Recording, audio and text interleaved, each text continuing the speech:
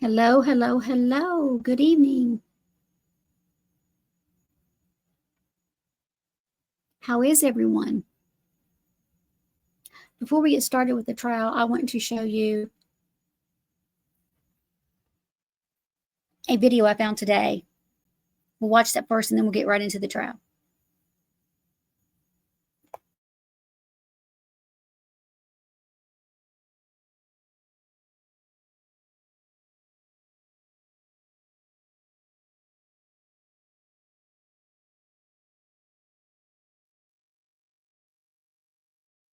Tonight, a Georgia man is standing trial for the murder of his wife.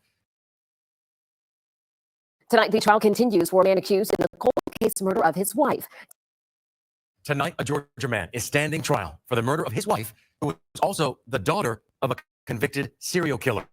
Opening statements got underway today in the case against Christopher Wolfenbarger. This is an update to a story we've covered for years here on Channel 2 Action News. Channel 2 investigative reporter Mark Winnie live for us now at the Fulton County Courthouse. And Mark, this case stretches back decades. Yeah, I've been involved with this since 2003. The Bible talks about the sins of the fathers. Well, a court document says Melissa Wolfenbarger's remains were discovered in April and June of 1999, and that they were identified via dental records in March of 2003. And that's where Melissa's father, being a serial killer, becomes important. What triggered the identification ultimately is the arrest of Melissa Wolfenbarger's father. A cold case solved in 2003 involving 5 murders is now inextricably involved with another cold case murder for which Christopher Wolfenbarger is on trial this week in Fulton County Superior Court. There is no evidence of these charges in this case, and that's why we will ask you at the end of this case to return a verdict of not guilty. Carl Patton Jr. was the man arrested in 2003. We're told Melissa Wolfenbarger was his daughter, who had been the wife of Christopher Wolfenbarger. He was charged in a 2024 indictment with her murder. Melissa's father, Carl Patton, committed a string of murders in the late 1970s. We were there in 2003 when serial killer Carl Patton Jr. was unloaded in the custody of the Fayette County Sheriff's Office, already suspected of 4 killings in the 1970s, known as the Flint River murders, because the first 2 bodies discovered were found in or by the Flint River. Says retired lawman Bruce Jordan, who told us he led the investigation into Patton as the chief investigator for the Fayette County Sheriff's Office. He pled guilty to 2 murders in Clayton County, 2 in DeKalb County, and 1 in Henry County. Jordan says around the time Patton pled guilty to the 4 murders to which authorities had already connected him in Clayton and DeKalb counties, he told Jordan and prosecutors he had also killed a man in Henry County. And in that same meeting, he turned to Jordan with a request. He said, my daughter's been missing for years, and he said, I didn't kill her. Would you put the time into finding her that you did find in me? I said, well, I can try it. In a 2003 story, we talked about how Carl's wife, Norma Patton, said she had turned to Jordan for help to look for her daughter, Melissa. She stopped me and said, now, would you help find my daughter? He seems sincere. Jordan says he went from one Metro Atlanta medical examiner's office to the next, looking for an unidentified body that might be Melissa. And later on the same day, he visited the Fulton County medical examiner's office. A GBI agent called him and said authorities had checked her dental records against a skull they had, and it was Melissa. At some point in time, I no longer had standing in the fight. Jordan says since he has been subpoenaed in the trial of Melissa's husband, Christopher, he's limited in what he can say, but because her remains were discovered in Atlanta, the case belonged to Atlanta police, who announced in 2024 they had arrested Christopher Wolfenbarger. We talked to Deputy District Attorney Vincent Fawcett last year. I think the key definitely was the ability to re-interview witnesses and line the facts up to create the case. It's a circumstantial evidence case, but most cases are based on circumstantial evidence. The extent of her suffering in life and in death had nothing to do with Christopher Wolfenbarger. And at the end, that was defense lawyer Joel McDermott. Now, we're expecting Norma Patton to be a witness in this case. And from the defense's opening statement, I wouldn't be surprised if they go after her hard in cross-examination. Reporting live outside the Fulton County Courthouse, Mark Winnie, Channel 2 Action News. And we'll be seeing what that cross-examination and that trial looks like. Mark Winnie live for us again, covering it for years. You've been doing this. Thank you. Sure.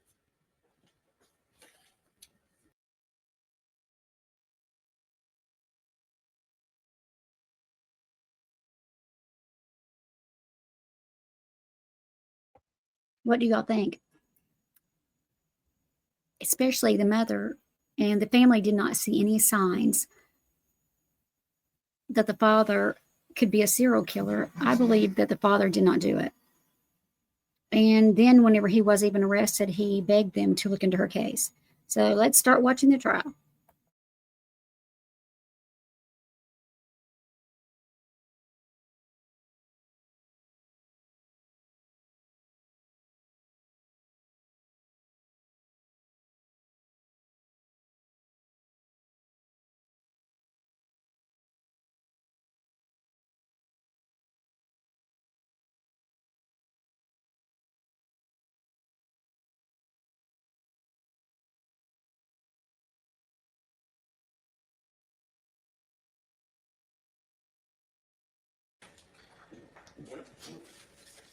Okay.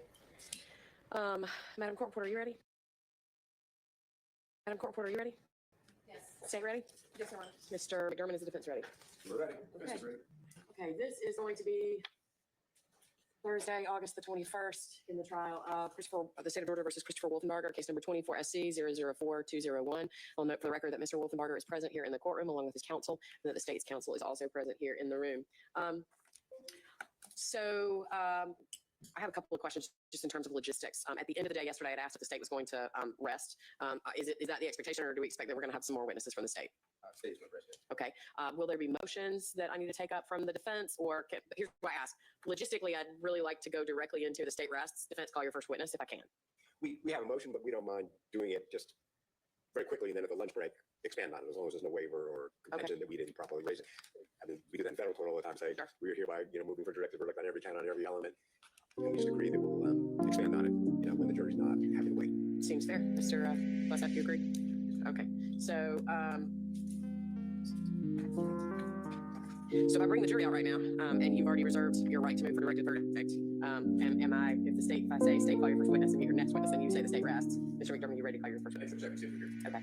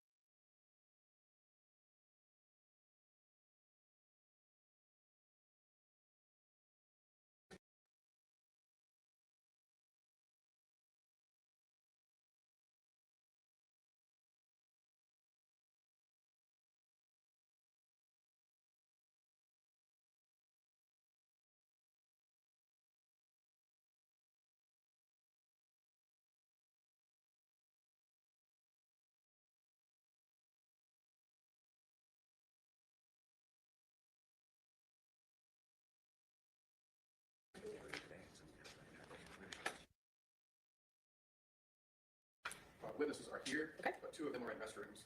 So we'll just need a few more minutes. I sent in my bench warrant to. It's been approved and signed. I don't know if it's been filed.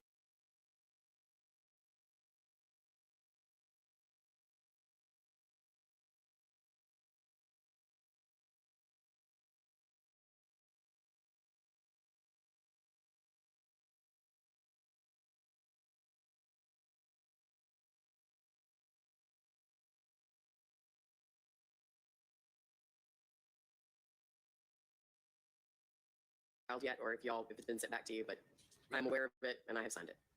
Is that What do we need to do in order to get the sheriff?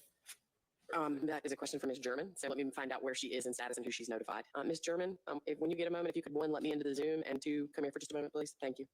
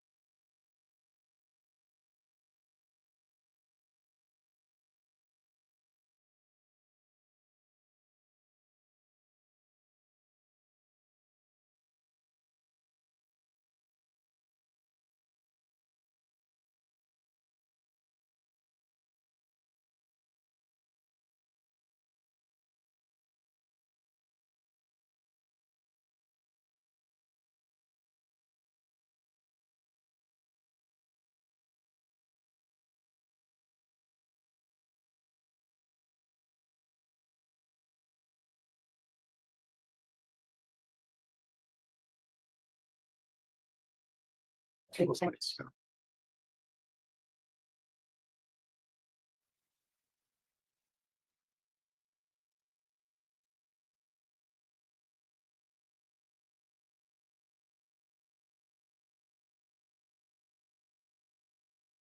Whether it's been accepted that you can then present to the sheriff. She's also going to call upstairs to the sheriff and let them know that that request has been made. So I'm required to take it to the sheriff. I believe that the defense is required to make that request, but we are also notifying the sheriff of the request. Thank you. I guess all I'm saying is, I might just share it through it. Instead of looking through the whole again.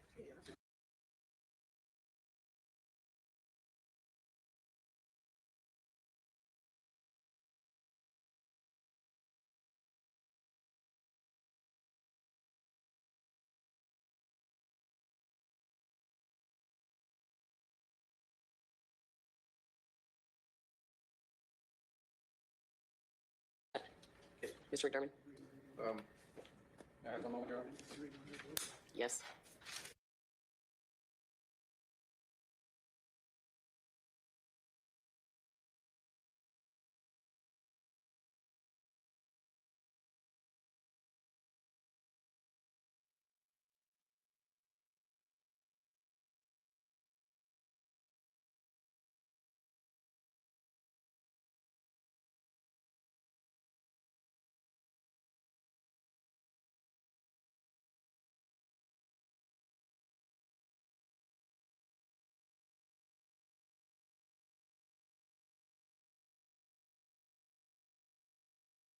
Thank you all. Please be seated. Good morning.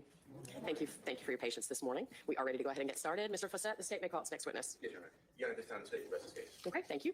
Mr. McDermott, defense may call its first witness. We did the motion already. Yes, sir. Okay. At this time, the defense calls Kimberly Cameron. Okay.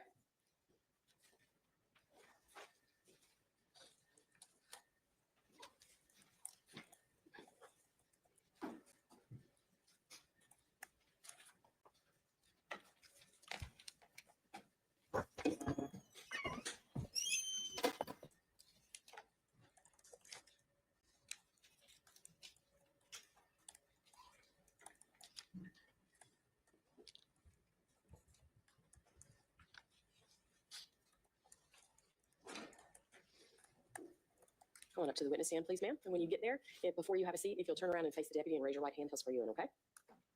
Raise your hand, please. You swear to answer the testimony that you're about to give. Oh, the next question is that, And ma'am, if you'll do me a favor and scoot up to the microphone, get situated however you feel comfortable, but make sure you're close enough to the microphone that you can speak into it, because I can already tell you're a little bit soft-spoken. And state and spell your name for the record, okay? Kimberly Cameron, Kimberlycambron. Okay, and also we will remind you to try to talk more slowly because the court reporter needs to take down everything you say. And I will add a caution the judge has given other witnesses that there's a ledge right by your chair, so be careful not to roll off to the side too much. That is true. All right. Now, Ms. Cameron, do you know the defendant? I do. How do you know him? It's my brother. And did you know Melissa Wolfenbarger? Yes. And how did you know her? She was married to my brother. Okay. And did you know her while she was alive? I did. Did you spend time around her? Yes. Okay. And how and where did you spend time around her? When they were married, they lived with my grandmother. So I would go there and spend time with her. And would you do that frequently? Yes. So you suffice it to say you spent quite a bit of time around Melissa. Yes. Do you remember any episodes growing up with her that stick out in your mind? Yes. I remember when I was learning to drive, I was so nervous that every time I would drive, I would go over to the side of the road. You would pull over? Well, when a car was coming toward me, I was afraid that I was going to hit that car. And so I would pull over and she would calm me down. Do you remember when Melissa was pregnant Yes. with Chrissy? Yes. And then about a year later with Joey? Yes. And do you remember her having discussions about the custody of those children? I do. And do you remember what she ultimately chose as far as a decision in that regard? She decided to give custody to my mom. And why did she discuss her other parents? She did, and she said that she did not want her mother or the state to have her children. Did she at any time give you a reason why she didn't want her children with her parents? She did. She just she did not elaborate. She just said that they were not good people. And you said you visited Melissa multiple times because she lived at your grandparents' house, correct? Correct. And you went over there multiple times. Were you generally over there during the holidays? Yes. Was it? Yes. Do you remember, you spent most of the holidays with Melissa then, correct? Correct. Do you remember if Melissa at any time called her mother on a holiday? Not to my knowledge. Do you remember her calling her mother anytime? Not to my knowledge, no. Do you remember her writing letters or cards to her parents? No, not to my knowledge. Just a minute, Your Honor. Sure.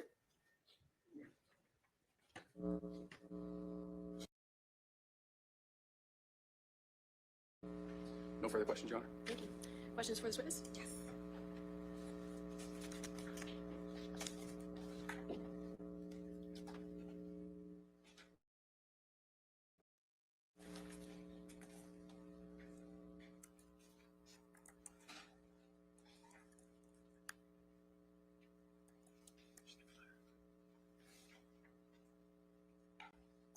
Good morning, Ms. Cameron. How are you? Good morning, good, and you? I'm doing well. Thank you for asking. You just testified that Melissa told you she did not want her parents to have her children. Is that fair? Yes. Okay. What year was this? Do you remember having these conversations with Melissa? I don't remember it exactly, but it was between 96-ish. Okay, 96. All right. Permission to approach, Your Honor? Sure. I'm going to approach with husband and witness 67 number 71, and I want you to read this entire letter out loud of 67 number 71. Dear Mom, hello. It's been a while since that. Hang on. Sorry, yeah. If you would just try and read it a little bit slowly, especially when we're reading things, we have a tendency to speed up. And again, the court reporter has to take it down, okay? Thank you. Dear Mom, hello. It's been a while since that weekend that I last talked to you. I thought that I would write you a letter. I'm okay. Here are some pictures of Chrissy, 7.5 months. Can you, I'm not sure what that one says, please. Does it say you can pass them out? Yes, sorry. You can pass them out if you wish, but it won't. For Does the it say fact. if it wasn't for the fact that Kathy was there when I got them, she would not have gotten any? She would not have gotten any of them. She wanted me to give Chris's grandmother the biggest one, but I didn't. And she got mad at me, but oh well. They are both getting on my nerves. They act as if Chrissy is their daughter and not mine. And there is something that I need to tell you, and I really don't know how. So I will tell you like this. And do you want me to continue? Yes, please. You will sooner than you think have another grandchild. July 27th is the due date. Do not be mad because you are not the only one just finding out. Please. Not sure. Does it please don't rub it in, mentioning something like you know how hard it is to take care of two kids so close in age, like Kimberly and JC? A few days.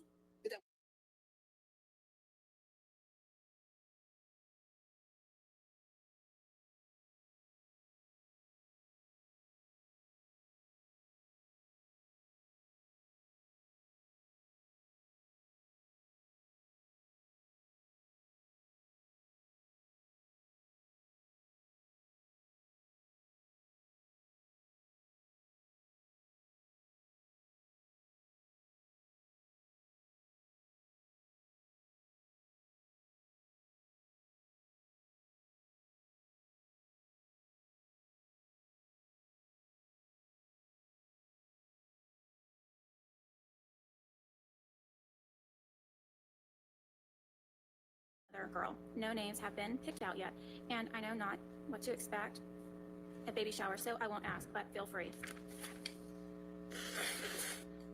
And with this one, I have planned to let you have a part of his or her life. Who says Chris has to know, and when we move, we will do the same to Kathy and family that Chris did to you and Dad. No part in Chrissy and baby's life. Chris don't like you. Well, I don't like Kathy or Virginia, but Kimberly and I get along pretty good. Every time she hears her mom say something about me, she sticks up for me and tells me about it. I remember telling that Kathy said that she wishes me and Chris would move away. Kimberly says to her that if she moves, that Chrissy would move with us. Kathy said no, she won't either. And she is their daughter. Then Kathy said no, she isn't. If someone said that about you would be mad. So I told Chris, and Chris got mad. When Kathy asked to take Chrissy off, Chris said no, she better be here when I get back. And Kathy got mad, and I laughed. You probably think this is stupid, but if you had someone trying to be mother to your daughter, you would get mad too. And when we do move, they are not going to know where we are living. In free time they go off, they have to take Chrissy and don't even ask. They get her all ready and leave. I'm supposed to have my own car soon. Then I will bring Chrissy and let you see her. Bye for now, Melissa. And this is a letter that Chrissy wrote to her mother. Is that fair to say from what you read? I'm sorry, could you repeat the question? Sure. Does it appear from what you read that's a letter that Chrissy wrote to her mother? This is a letter that Chrissy wrote to her mother? A letter that Melissa wrote to her mother. In my opinion, it doesn't sound like Melissa, but it does state her name on there. It is signed by her. Yes, it says bye for now, Melissa. And so in that letter, Melissa actually wanted her mother to at least spend time with her children. Is that fair to say? In that letter? Is it fair to say that she actually would have preferred her mother to have her children rather than Kathy, who's your mother? Is that fair to say? Again, in that letter. Now, you also, I think, discussed on direct examination that you were not aware of any cards that Melissa sent to her mother. You can answer out loud. Thank you. Permission to approach? Go ahead. I'm going to show you what's already been admitted. It's Exhibit 67, 68, 69, and 70. You take a moment to look at those. And I'm going to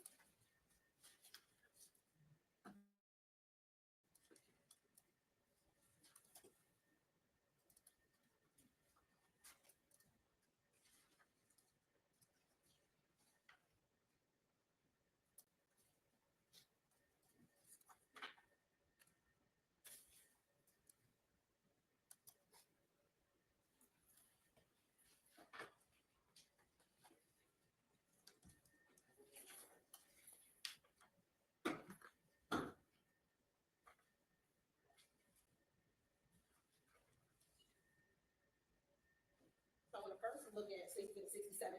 Is this a letter addressed to Norma Patton? Yes. And is your understanding Norma Patton is Melissa's mother? Yes. And does it say birthday? Yes. And does it say happy birthday? Yes. And 97 with an asterisk? Yes. And does it say love you, Chrissy and Joey? Yes. And is Chrissy and Joey Melissa and Chrissy's children? Yes. Looking at Stacey's Exhibit 68, is that addressed to Carl and Norma Patton? Yes. Right. And does it say anniversary? Yes. And does it say Melissa WOLFENBARGER at the top? Yes. And is Melissa their daughter? Yes. And does this letter or two words say on the side, special anniversary, which is to a very special couple, have a happy anniversary, love Melissa, Chrissy, and Joey? Yes. And does it read in handwriting, happy anniversary, this year I am going to take you out to lunch. My only day off is June 6th. Meet us there at 11:45 to 12 at Ryan's. You and Dad can bring JC and Kimberly. Yes. Does this appear to be a letter or a card sent by Melissa to her parents for their anniversary? Yes, it appears to be. Now showing you Stacey's Exhibit 69. Does this appear to be a Father's Day card? Yes. Does it say for a dad who means so much? Yes. It means so much to know our family can always depend on you. Yes. Have a very happy Father's Day. Yes. Love, Melissa. Yes. Does the card further read, Dad, with all the things you have to take care of, you always take care of your family first. Yes. And on the back, does it say, a father's love is a promise made deep in the heart of a man, a promise to care for his family that keeps every day of his life. Yes. Is this also signed by Melissa? Yes. And was it sent to her father, Carl Patton? Yes. Stacey's Exhibit number 70. Is this a Mother's Day card? It says Mother's Day. Yes. Does it say, is it addressed to Norma Patton? Yes. Does the card read, it is the only thing in the house that doesn't have to be swept, polished, watered, cooked, picked up after, or washed behind the ears. Relax and have a happy Mother's Day, Melissa. Yes. And right, appears in handwriting. Next Wednesday, May 14th, I would like to take you and Daddy out for lunch. I'll give you your Mother's Day present then. Yes. And these all appear to be cards either from Melissa or Melissa writing cards on behalf of Chrissy and Joey. Is that fair to say? That's what it appears. Now, you testified on direct examination that Melissa and Chris lived with your grandmother. Yes. If you can approximate, when did they live with your grandmother? I don't remember the exact time. At grandmother's house to a different location. Yes. Where did they move to? They moved to Atlanta. Do you know where in Atlanta? I don't recall exactly. I think Brookline Street. Now, Brookline Street, are those homes that were owned by your grandmother? Yes. Had you ever visited Melissa and Chris at the Brookline address? I'm sure I have. Yes. Do you think you spent more time with Melissa and Chris when they were living with your grandmother or when they were living at the Brookline house? I think it was more with my grandmother. I can't remember. Now, you talked about your kind of relationship with Melissa. Would you consider yourself friends? Yes. Did she speak to you about her life experiences? I'm sure she did. Did she talk to you about your brother? I don't remember. Did she ever discuss to you some of the difficulties she was having with your brother? Excuse me. No, I don't remember. Did she ever talk to you about her and your brother arguing? No, I don't remember. You don't remember. Okay. What about them fighting? Did she ever talk to you about that? No, I don't remember. Did she ever talk to you about a July 1998 incident in which your brother pulled her hair and dragged her down the street? No. No, you don't remember. No, I don't remember. Do you know if she talked to you about the fact that your brother, was upset because she went to the male neighbor's house who was up the street? No. No, or you don't remember? No, I never had the conversation. Do you recall her ever telling you that she loved your brother, but she wanted to leave him? No. No, you don't remember? No, it didn't happen. No, I don't remember. Do you remember detectives back in around 2003 coming to meet with you regarding Melissa's disappearance? Yes. And do you remember it being a Detective Calhoun? I don't remember who it was. Do you remember talking to him about your friendship with Melissa? I don't remember exactly. No. I'm sorry, say that last part again. No, I don't remember. Okay. And I apologize. Do you remember talking on the phone with any detectives back in 2003? No, I don't remember. Did you tell that detective that Melissa wrote you a letter? No, I've never said she's written me a letter. So is it your testimony today that you never told a detective that Melissa wrote you a letter prior to her disappearance? It is my testimony that she did not write me a letter. And that you never told a detective? I never told a detective that she wrote me a letter. And that in the letter or either in a conversation, again, Melissa told you she loved your brother, but she was getting ready to leave him. She's never told me that. Do you remember Melissa telling you about a guy that she met at the Waffle House? No.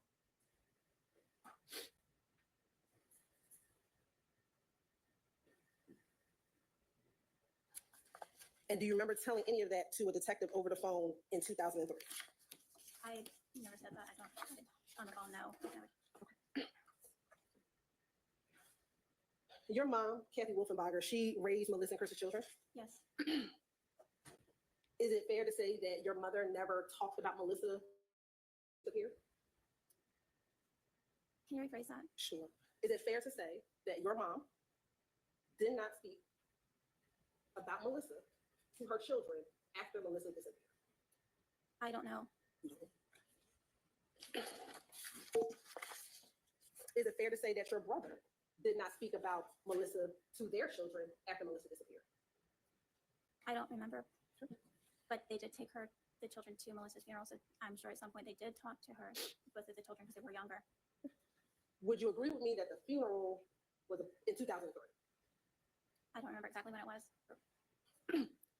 Let's speak about the funeral. At the funeral, did you know that Kathy and Chris didn't tell the children that it was an actual funeral?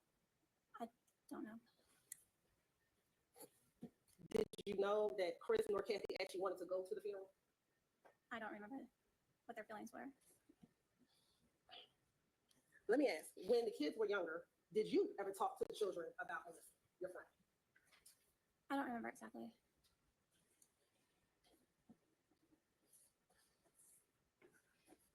Do you remember ever telling the kids that Melissa was their mother and she disappeared? I don't remember how and what was discussed. Do you ever remember showing the kids pictures of Melissa? I don't remember. Now, in 1996, is it fair that Christina gave temporary guardianship to your mother? Yes. I'm sorry, was that a yes? Yes. Thank you. That's okay. And, Your Honor, this time, the state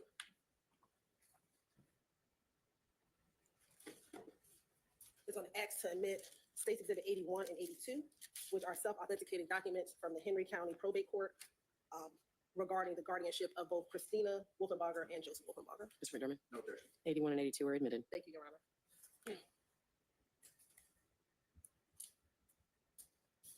Did you know, or do you know, if on July 23rd, 1998, Melissa dissolved that temporary guardianship? I don't know.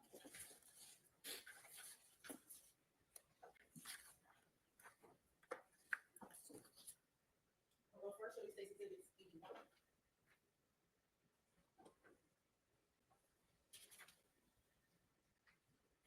And on States Exhibit 81, am I showing you this document? Yes. And does this document read on a page that's clipped in the matter of Christina Wolfenbarger petition to terminate temporary guardianship of minor? Yes. And does it say the petition of Melissa Wolfenbarger shows, one, petitioner is the natural as mother and father of the above named minor? Does it say that? Yes. And does it say that on 8/28/96, the court appointed Kathy Wolfenbarger as temporary guardian Yes. of the above named petitioner and temporarily relinquished parental rights? Yes. And then it says, wherefore petitioner prays that the court enter an order dissolving the temporary guardianship instant term. Yes. Okay. And it has her signing, it looks like Melissa's signature, or a signature, I guess. Yes. Okay. And is the date of this July 23rd, 1998? Yes. Did you know that that is 2 days after Melissa called the police on your brother? No, I didn't know. And you also see in States Exhibit 82, the same document, petition to terminate temporary guardianship of a minor, and it's the same document for Joseph. Yes. And is it also on the 23rd of July, 1998? Yes.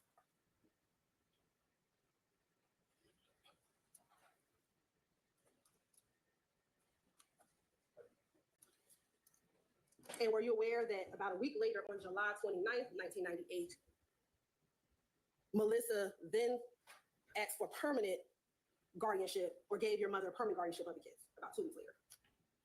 Yeah, I don't know from the documents, yes, but And let me ask you this, did you know that on the day that she gave permanent guardianship was the same day she dropped the temporary protective order that she took out of control?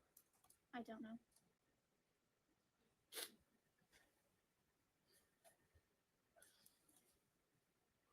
How would you describe Melissa's demeanor? I would say she was quiet. Was she easily influenced by others? I don't. Yes and no. Why do you say yes and no? I don't remember completely, but yes, I think she. I don't know how to put it into words. Now, when was the last time you remember seeing Melissa? I don't remember. I'm sorry. Can you remember, was it at your family's home? I don't remember. Do you remember what she looked like the last time you saw her? She looked like herself. And when you say herself, describe for the jury what she looked like. She just had a cute teddy bear round face with dark hair. Dark hair, like down to her shoulders, about your length. When you say dark, like what's the length? Ma'am, I don't remember exactly the length of her hair. Okay. Was it longer or short? A bit longer than mine. Do you know if you saw her around the holidays? I want to say I think that's maybe Thanksgiving, but I can't remember exactly.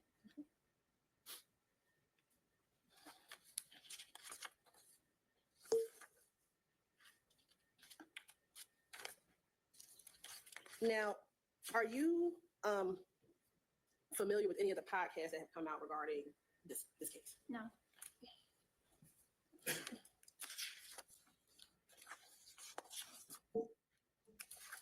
Now, testified you all were close. When you didn't hear from her in a while, did you get concerned? About the time that they moved to Atlanta, we were not close. I was a teenager. I was doing my own thing, and I had boyfriends, so I was more focused on me.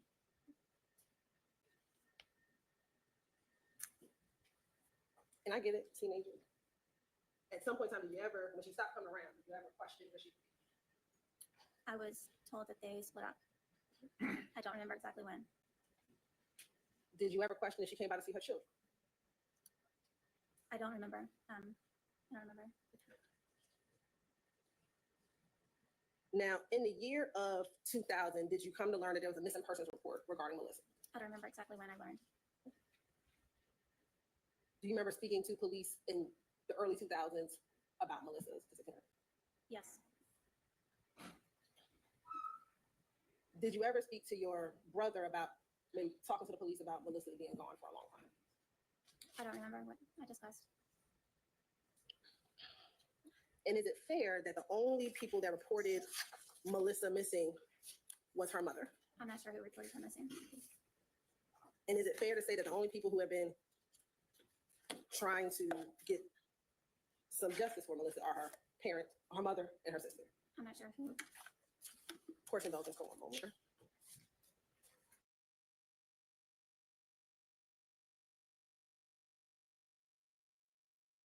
Thank you, Mr. McDermott. Anything else for this witness? Sure. You remember reading a letter that was purportedly from Melissa to her mother just a few moments ago? Yes. And do you remember her mentioning any kind of time frame in that letter? No. Okay. Do you remember her saying that she was announcing to her mother in that letter that she was pregnant with Joey, Yes. or with who would become Joey, and that she was thinking of getting her tubes tied after that? Yes. Do you remember her reading in there that it said her next appointment for the doctor would be at the end of April? Yes. So that would mean that that letter the time frame for that letter would have had to have been in April of 1996. Yes.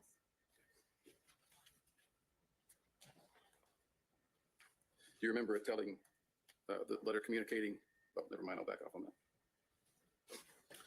You grew up, as you said, having a lot of interaction with Melissa because of your grandparents' house, right? Yes. And at some point, now, were you older or younger than Melissa? Younger. Okay. And how old would you have been in 1998? I would have been. Sorry to ask you your age in front of national TV, but sorry. I think I would have been 15, 16, Okay. maybe. And during that, as you said, that was the time you learned to drive Yes. and you started dating Yes. and you started developing your own life. Yes. And about that time is when Christopher and Melissa moved up to Atlanta. Yes. And at that point, did you stay close to Melissa? No. Okay. Did you talk to her much at all after that point?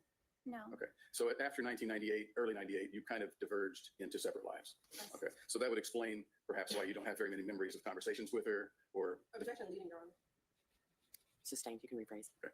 So do you think that would explain why you don't have memories of many conversations with her? Objection, leading. It's argumentative. It's not really leading. Why don't you rephrase?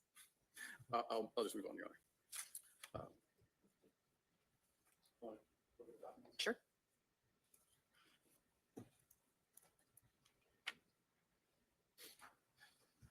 Please find me the document you showed her in that second. Request her to dissolve it. Put it on the back. They did that. So, counsel for the state just showed you this document, didn't she? Yes. And it says a petition to terminate temporary guardianship of minor. Yes. And she asked you about the dates on that letter. Yes. And it says, wherefore petitioner prays that the court enter an order dissolving, doesn't it? And state emphasized the word dissolving when she asked you that question, didn't she? Yes. But she didn't emphasize the word praise, did she? Because this is a petition to the court, Yes. correct? It's asking the court to do something, right? Yes. And did the court follow through with that something? Yes. Have you seen a document that says the court actually ordered Oh, the no, I was dissolution? going by that. Okay. No, I haven't seen it. No. Correct. And would it surprise you to find that the court never followed through with that order Would it surprise me? Yes. to dissolve? Let me just rephrase it so I'm clear. That was a petition to dissolve the temporary guardianship. Yes. And would it surprise you to find out that the court did not grant that to Melissa? It did not dissolve Kathy's temporary. Objection, leading. Overruled. Would it surprise you to find out that the court did not dissolve Kathy's guardianship based on that document? Would it surprise me? Yeah. No. Exactly. Are you aware of process for dissolving a temporary guardianship? No. It would surprise you to find out that the court requires it to be in the interest of the children? I would hear so. Backing up to the April 1996 date when the letter to Melissa's mom was purportedly written. Are you familiar with this document? I've seen it. Yes. You've seen it? Can you tell us whose handwriting that is?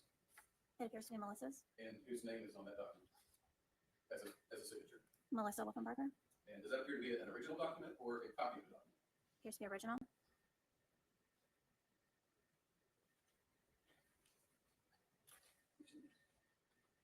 Show it to you.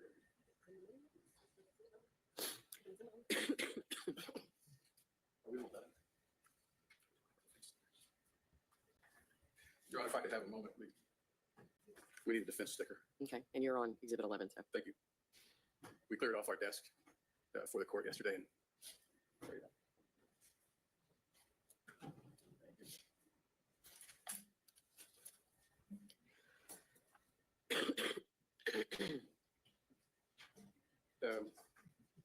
At this point, defense moves to admit defense 11. And what is defense 11? It is a handwritten document from Melissa, previously authorized to be under 87. There's not, I mean, we might have had that conversation. It might very well be coming into evidence, but I haven't heard a foundation or an identification of what that document is yet. So, Could you tell us what that document is? Are you asking me to read this one? no, Don't read it yet. Just he's not. He's just asking you if you recognize that document, and if you do, what you recognize it to be. I do recognize the document, and it is a letter to my mother And a letter to your mother for what purpose? stating her. Hey, nope, sorry, don't read it. It's not in evidence. Who's it from? It's from Melissa. We had already covered that. Okay, I apologize. I didn't hear that part. Okay.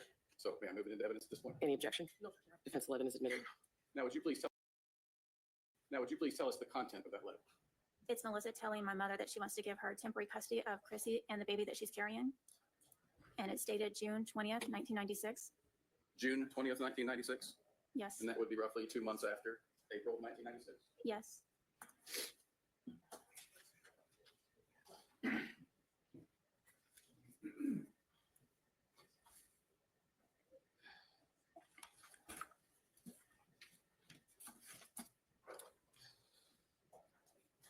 No further questions, Your Honor. Thank you. Anything else, Ms. Witness, Ms. Hilton? Just to, do you know Chris forced her to write that letter? No, just like I don't know if she wrote that letter. I don't. So no, I don't believe Chris forced her to write that letter. But you don't know. I wasn't with them No further. 24 hours. Mr. McDermott, I'm sorry. Anything else, Ms. Witness? Nothing further, Your Honor. Okay, thank you, ma'am. You may step down. Thank you. The witness may be excused. Mr. McDermott? Witness may be excused. Mr. McDermott, defense may call its next witness. Sir, Maybe approach. do you need to approach, sir?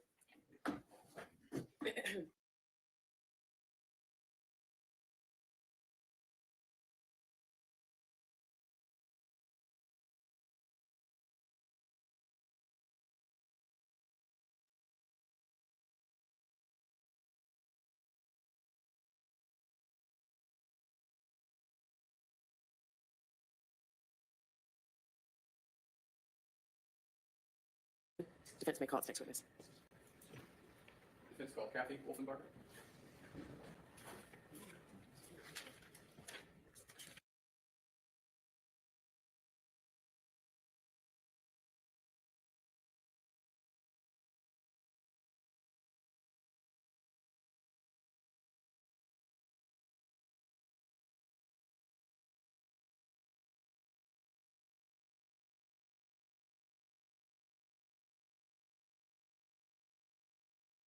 Come on up, ma'am. And if you would, Ms. Hilton, there are some exhibits up here. I think they're yours. Before you have a seat, if you'll face the deputy and raise your right hand, he'll swear you in.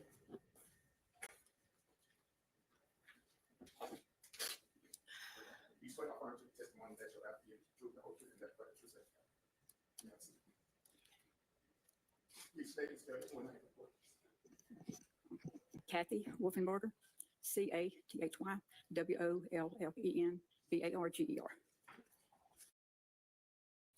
Good morning, Ms. Wolfenbarger. Morning. Suffice to say, you may be a little bit nervous. Yes. You don't like cameras, No. unlike some of us. No. Do you know the defendant? I do. How do you know him? He's my son. Okay, I want to ask you to lean forward, please, and speak closer to the microphone, and remember to talk kind of slowly. Okay. So, how do you know him? He's my son. Okay. And did you know Melissa Wolfenbarger? Yes. And how did you know Melissa Wolfenbarger? His wife. Okay. And did you spend a lot of time around Melissa Wolfenbarger? Somewhat. Somewhat. And describe your relationship at the time that you were around her somewhat. Well, they mostly lived with my mom, and the kids was there, and I would go and visit up there How far away did you live from your mom? from Locust Grove to Stockbridge. Okay. So how often would you go up there? Just maybe I don't know, just every other day or once a week or something. I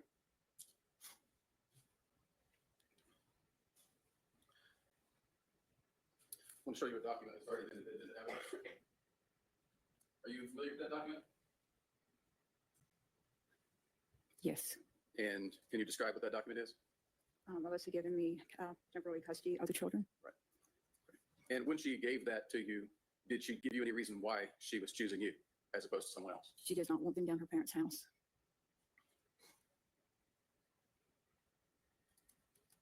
And at some point later, did you make that temporary custody permanent? She did. Okay. And you remember what year that was? I don't know.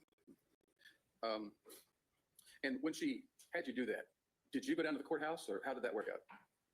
How did you get the message from her that she wanted you to do that? Called me on the phone. From where did she call you from? I was at my mother's house, my parents' house. And where was she calling from? I assumed the court place. I At don't the know. courthouse?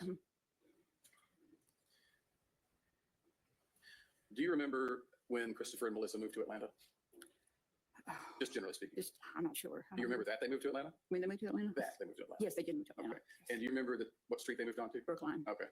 And who owned the house they lived in? My parents. Your parents, both William Autry In and Virginia. Yes. And did they own any other houses in that area? Two. There was three altogether. Three altogether. Mhm. And did a Mr. Holyfield ever own the house that Christopher lived in? No, he didn't. Okay. To your knowledge, did he own any of the houses? He that did your not. parents- Okay. As my knowledge, he didn't. Do you know who Mr. Holyfield was? I'm not sure. I've heard of the name, but I'm not really sure who he was. I'm not talking about the boxer. Oh, no, okay. No. All right. Do you remember during the time that Melissa went missing? Did you ever talk to the police? Did the police ever come to talk to you about Melissa being missing? I can't recall, but I don't know. I can't remember if they did. I don't know. Is it possible that It's they did? possibly they did. Okay. And somewhere around the time frame of 2001, early 2000s, do you remember ever taking down Melissa's pictures from your home? Well, I'm always changing my walls and my pictures and stuff, so probably did. Is it possible that Possible, yes. Okay. Do you remember a time that certain pictures of Melissa were stolen from your house? Yes. Okay. Describe that a little bit for me. When we had moved to McDonough, I had photo albums in my garage, and there was some photo albums or pictures got gone out of the photo albums, and there was two lanterns that I had out there that was gone. Two lanterns. Lanterns I had on my front porch, I had put in the garage, and they had got gone. And why had you moved the lanterns to the garage? Because we was working on the front porch painting it, and we just putting the stuff in the garage. Okay. So you were doing some renovation work Yes. and you put some stuff in storage in the garage? Yes. Okay.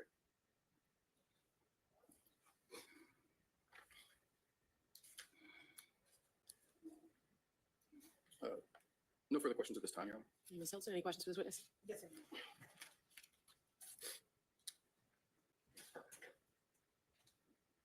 Good afternoon. Yes, ma'am.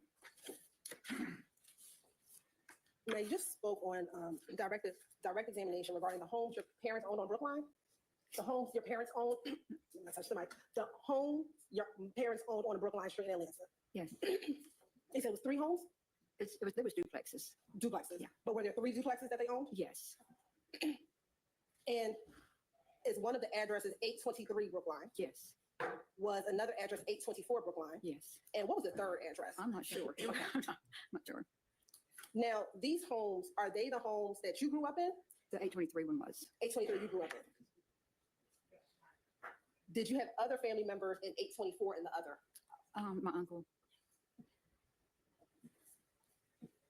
About how old were you when you moved from Brookline? How old was I? Yeah, because you said you grew up in 823, right? Yes. Okay. Probably about 17 or 18. I mean, When you moved out of Brookline, did your parents still live there? yes. And did your parents eventually move from Brookline? Yes. Roughly what years do you think your parents moved from Brookline? I'm not sure. I don't know. 70s, 80s, 90s? Probably about 2000. I don't know. Oh, 2000. I guess. I don't know. I'm not sure. Once you moved out of the Brookline house, did you ever live back on Brookline? No.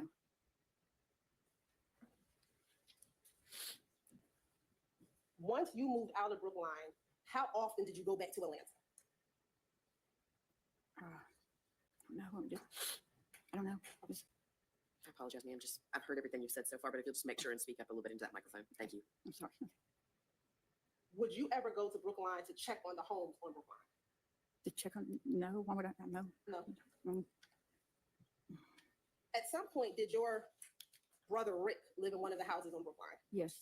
Which house did he live in? Do you remember? 823. Did you ever visit your brother on Brookline? Yes.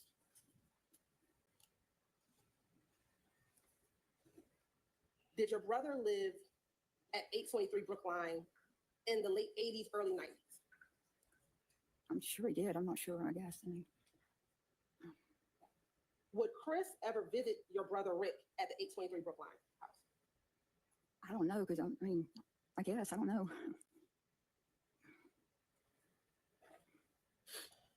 Now, Mr. McDermott asked you about Mr. Holyfield. Mhm. Is that I'm sorry. Yes. It's okay. Do you know Mr. Holyfield's first name? I have no idea. Now, you said that Mr. Holyfield never owned any of your homes. Do you know Mr. Holyfield managed any of the homes? No, Okay. How do you know Mr. Holyfield? I don't. How do you know that name? Because it was through the, I don't know him. Did he have some connection to your parents' homes on Brookline? I don't know who. I've heard the name, but I don't know. She testified on cross that she didn't know who he was. So this is pretty much asked and answered. What's the point?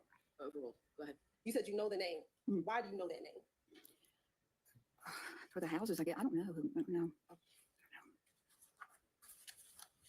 Now, you said that Chris and Melissa lived at your parents' house at some point. Yes. If Chrissy was born in August of 1995, is that fair? Chrissy born in August of 1995? Yes. When did they live with your parents? The years I'm terrible with the years. Probably probably a year old or so, or maybe I don't know before. But probably about a year old or so, or before. I don't know. But Were they living with your parents before Chrissy was born? before, I don't think so. I think they had no, or I don't know. So is it fair to say they didn't live with your parents until after Chrissy was born? Yes. And so that's sometimes after 1995. Yes. And they lived with your mother for about 2 or 3 years, and moved to Brookline in 1998. Sounds like it. Yes. And they moved into 824 Brookline. Yes. Did you ever visit them at 824 Brookline? I guess I'm not sure. I don't think so. You don't think so? I don't know. I don't know. Do you know if they were paying rent to your mother when they were staying at 824 Brookline? I'm pretty sure there was.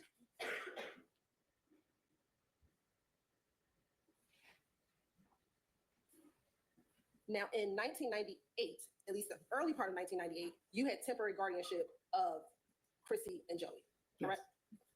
Did you ever take the kids to go visit their parents on Brookline?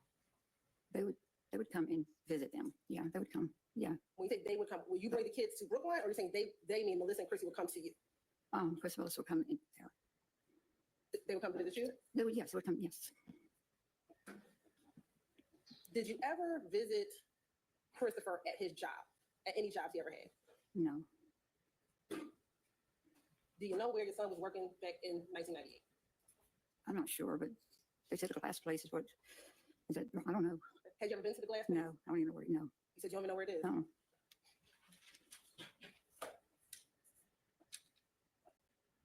Isn't it true that Melissa wanted to dissolve your temporary guardianship in 1998?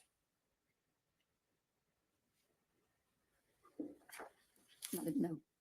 I'm sorry? No. She did not want to dissolve it. I'm sorry. Can you reread what you say? Did Melissa want to dissolve the temporary guardianship? Dissolve it? Did she not want you to have her kids anymore for a short period of time? No. Are you aware about an incident in July of 1998 in which Melissa took out a TPO on your son, a temporary protective order on your son? I do not.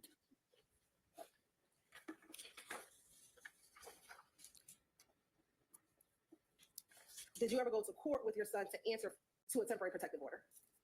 I didn't know anything about it.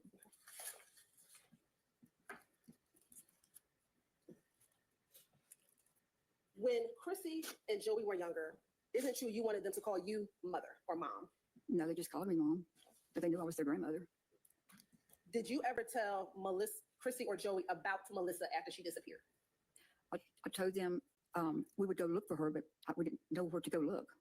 When you say you would go look for her, what do you mean? I mean, she was gone. We was, we would look. I mean, where'd you go look for her? I don't have no idea. I mean, if somebody would go, we'd just go look for her. Where'd you go look for her? We didn't, because we didn't know where to go. Oh, so you didn't go look for her? No. Did you ever tell them about their mother? I told her that she had left and that we would go look for her. If we could, that's about it. Okay, so you told them that she had left and that you would go look for her, but you never went to go look for her? We didn't know where she was at. So why did you tell the kids that you were going to go look for her? Because we would go look for her if we knew where she was at. I mean, so is that what you told the kids? If we knew where she was, we would go look for her? Yeah, I mean, we didn't know where she was at. I mean, she left. Did you ever tell the children that Melissa was their mother? Yes. And Chris was the father.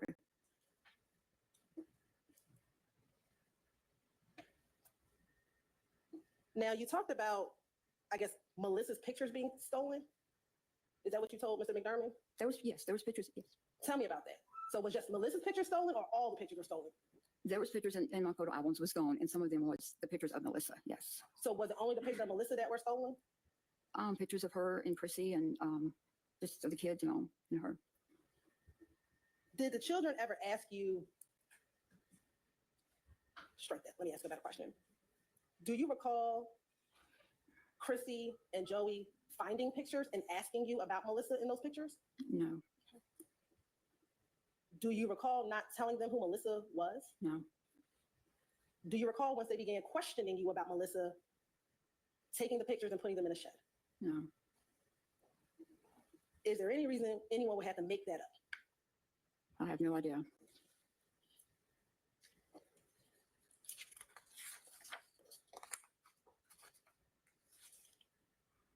Would Chris ever tell his children about their mother?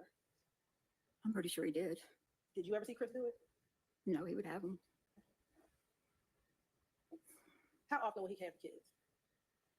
He would have them a lot. I mean, he would come up and play with them and take them places, and we all went to Six Flags. And when's the last time you remember seeing Melissa? I guess at the courthouse when we done the papers. I don't know. I apologize, ma'am. I just need you to speak a little more loudly and clearly into that microphone. Thank you. I guess when she did the paperwork at the courthouse. I mean, I don't remember when. Now, is this in 1998? 98, I believe so. Now, do you recall in 1998 when you got full guardianship or permanent guardianship of the children? Do you remember Norma Patton bringing the children to you? Bringing them to me? Yes, like giving you the children. No, I don't remember her bringing them to me. No. Do you remember Norma Patton ever giving you the kids at any point in time? I remember they was at their house one time, and they brought them back, and they had a head full of lice, and they had Joey had diaper rash, and me and Melissa went down to Walmart and got some stuff and done all their heads with. I mean, that's for us the only time I remember this. So you never remember picking her up, picking the kids up? Kids up? You don't remember that? Did you ever see Melissa around the holidays in 1998? We had Christmas at my mom's house. Okay. Do you remember that being in December of 1998 when you had Christmas at your mom's house? Yeah, I guess, yeah. Okay. Was Melissa present at that Christmas at your mom's house? I guess. I mean, I guess she was. Do you remember seeing her? Yeah, I guess we're always there. I mean, when you last saw Melissa, what do you remember? What did she look like? Long brown hair, just an average girl. I mean, just long brown hair, about your length? Probably. And this is maybe around December of 1998 at that Christmas at your mom's house. Yes. Now, after Christmas of 1998, when you didn't see her anymore, did you have any concern about her whereabouts? Yes. Did you call the police or anyone to see that she was missing or to report that she was missing? No. To your knowledge, did your son call to tell anyone that his wife is missing? I'm pretty sure he did. I mean, I don't know. You don't know.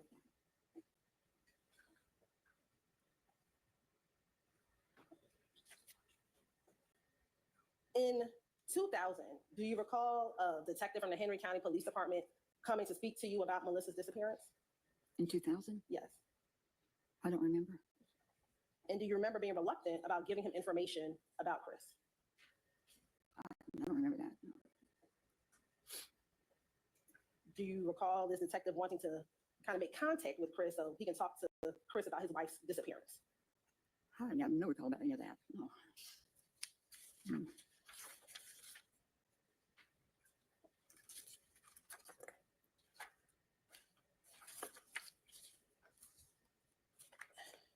And I guess it's fair to say that since Melissa went missing, you didn't really go look for her, right? No, I didn't know where she was at. To your knowledge, your son didn't go looking for her, right? I'm pretty sure he did. I mean, I don't know. And it's safe to say you love your son, right? Yes. And as a mother, you're a protector of your son, right? Yes.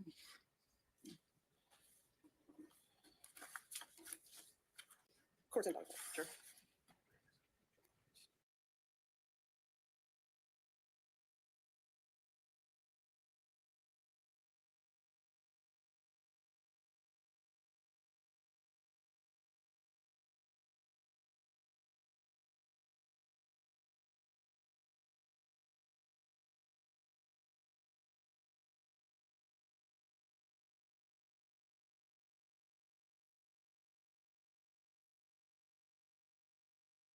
I figure about two, And maybe, just, or one. So. A couple more questions. In that picture, is Melissa wearing long sleeves and long pants? No, she's in like a little short little, is it like a culottes thing, like a. And has she got any bruises on her arms or legs? Or No, not at all. And she's smiling and she's laughing, happy.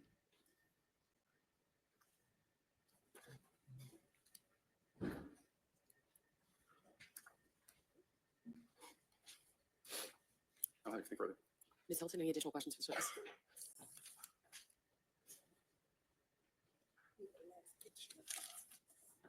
And when y'all are done, if you'll sort of just collect the photographs on that front ledge. Thank you all.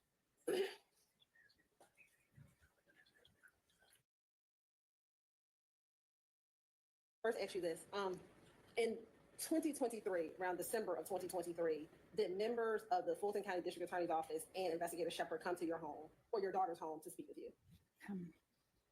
23. I'm not sure. I mean, I don't know. Do you Did remember seeing this man before?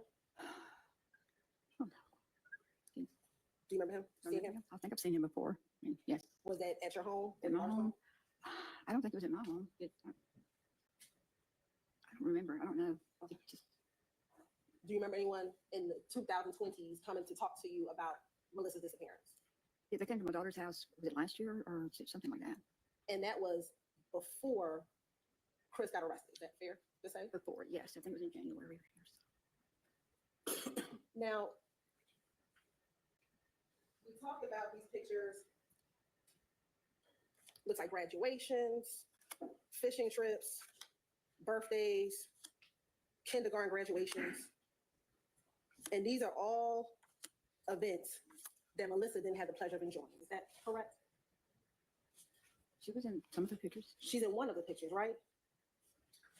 I guess. I mean, yeah. Is it just that last one where they asked you about what clothes she was wearing? Oh, thank you. Thank you. This is the only picture that has Melissa, right? I'm sorry, is that a yes, ma'am? Oh, yes. Thank you. And that's been this picture in 1995 or 6 is Christmas Stroll. There was one at there was one that we at Six Flags. But in this picture, this is before 1998, correct? I guess, yes. Okay. So this is before Melissa ever called the police on Chris for hitting her, correct? I don't know. And some of these pictures are after 1999. Is that fair to say? Yeah. After Melissa's body and head was found on Avon Street? I guess. I mean, After her torso, which has never been found? I guess. I mean, I don't know. I mean, I don't know. Melissa didn't have the opportunity to participate in her children's lives because she was dead, correct? I guess. I mean, I don't know what happened to her. I mean, Sustained. Circulated. I already said sustained, but thank you. I have no further questions, Your Honor. Thank you. Anything else, Mr. McDermott? Nothing for this witness, Your Honor. Okay, thank you. You may step down, ma'am. And the witness may be excused.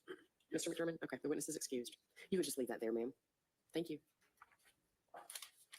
So it is my intention. It's nearing on 12:45, and so I was going to go ahead and break for lunch. And so, ladies and gentlemen, it is about 12:40. I'm going to have you back in here around 1:40 to resume the afternoon. So we're going to break for 1 hour for lunch. Enjoy your lunch.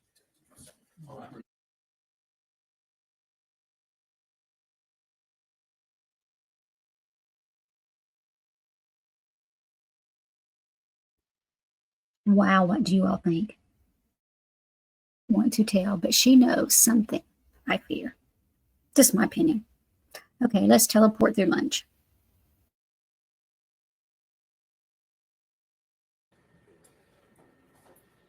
Okay, you may be seated.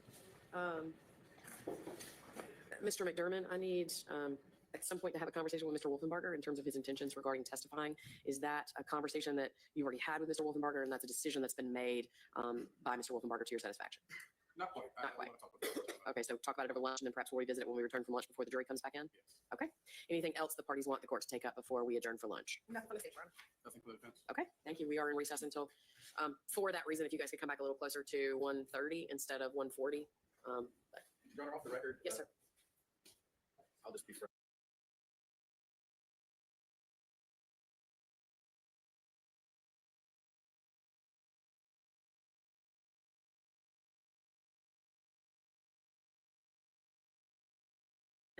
And so have you had a chance to have those conversations, Mr. McDermott? Yes, ma'am. Okay.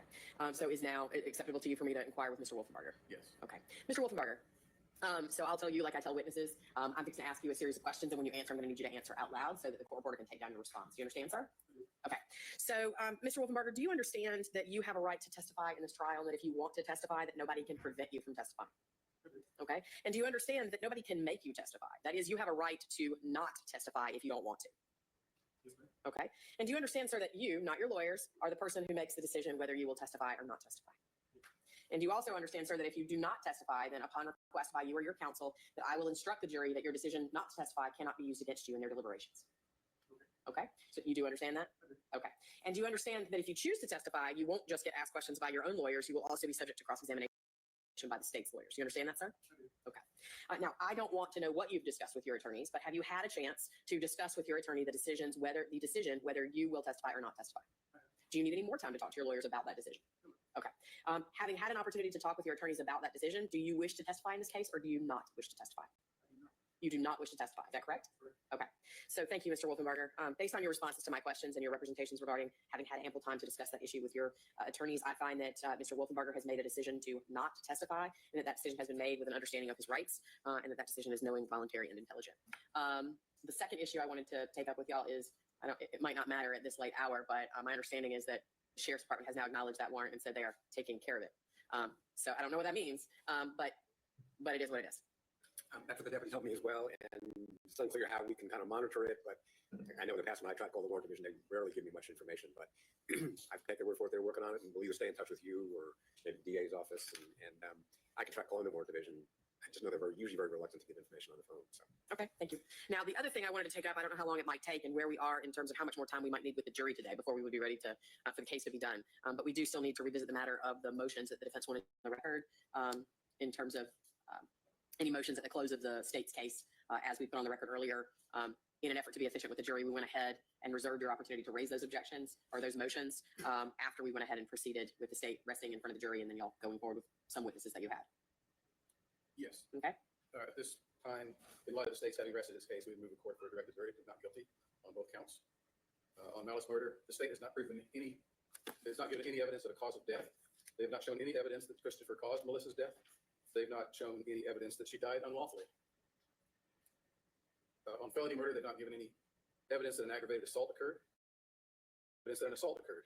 They've certainly not given any evidence that it occurred with an object that could result in serious bodily injury. And they've certainly not also given any evidence that an aggravated assault occurred that caused her death. And they've not proved the cause of death. In neither case have they proved an intent to carry out either an aggravated assault or a murder with malice aforethought. In this case, Your Honor, is the evidence of guilt is only circumstantial, and the court must rule out every reasonable hypothesis that would support his innocence. They have not ruled out the fact that other people, including the victim's parents, including the victim's uncle, Martin Eric Jackson, including any number of random people in the area, could have carried this out. There are a number of reasonable hypotheses, and we've given evidence for some of them. And the court is authorized to apply that standard in granting a directed verdict. Just a second, Your Honor, please. Sure. The state has given some evidence from which, from what we've talked about with prior difficulties regarding the incidents of alleged domestic abuse that occurred in July of '98 and at some undetermined time before that. But when you're considering what a reasonable juror, well, I think your jury instructions covered as well, as far as what a reasonable juror would be allowed to consider as toward the elements of the crime, they cannot consider or infer character. They may not infer from those things that he had the character to commit other such crimes or wrongs later. In other words, they can't use that as propensity evidence. So they can't say, well, he did this, he may have hit her on one other occasion, so he must have done it later, and therefore that fulfills one of the elements of the crime. They can't do that, and this court can't consider that. And as far as prior difficulties are concerned, the finder of fact is only allowed to use that to consider a state of feeling between the parties. So I would say there's abundant lack of evidence in this case of intent and of the elements of the crime. So we would request the court grant directed verdict at this time. Thank you, Mr. McDermott. Who will I hear from for the state? Thank you. Mr. Fawcett, your response? You have to cite two cases. There's a, when my computer goes.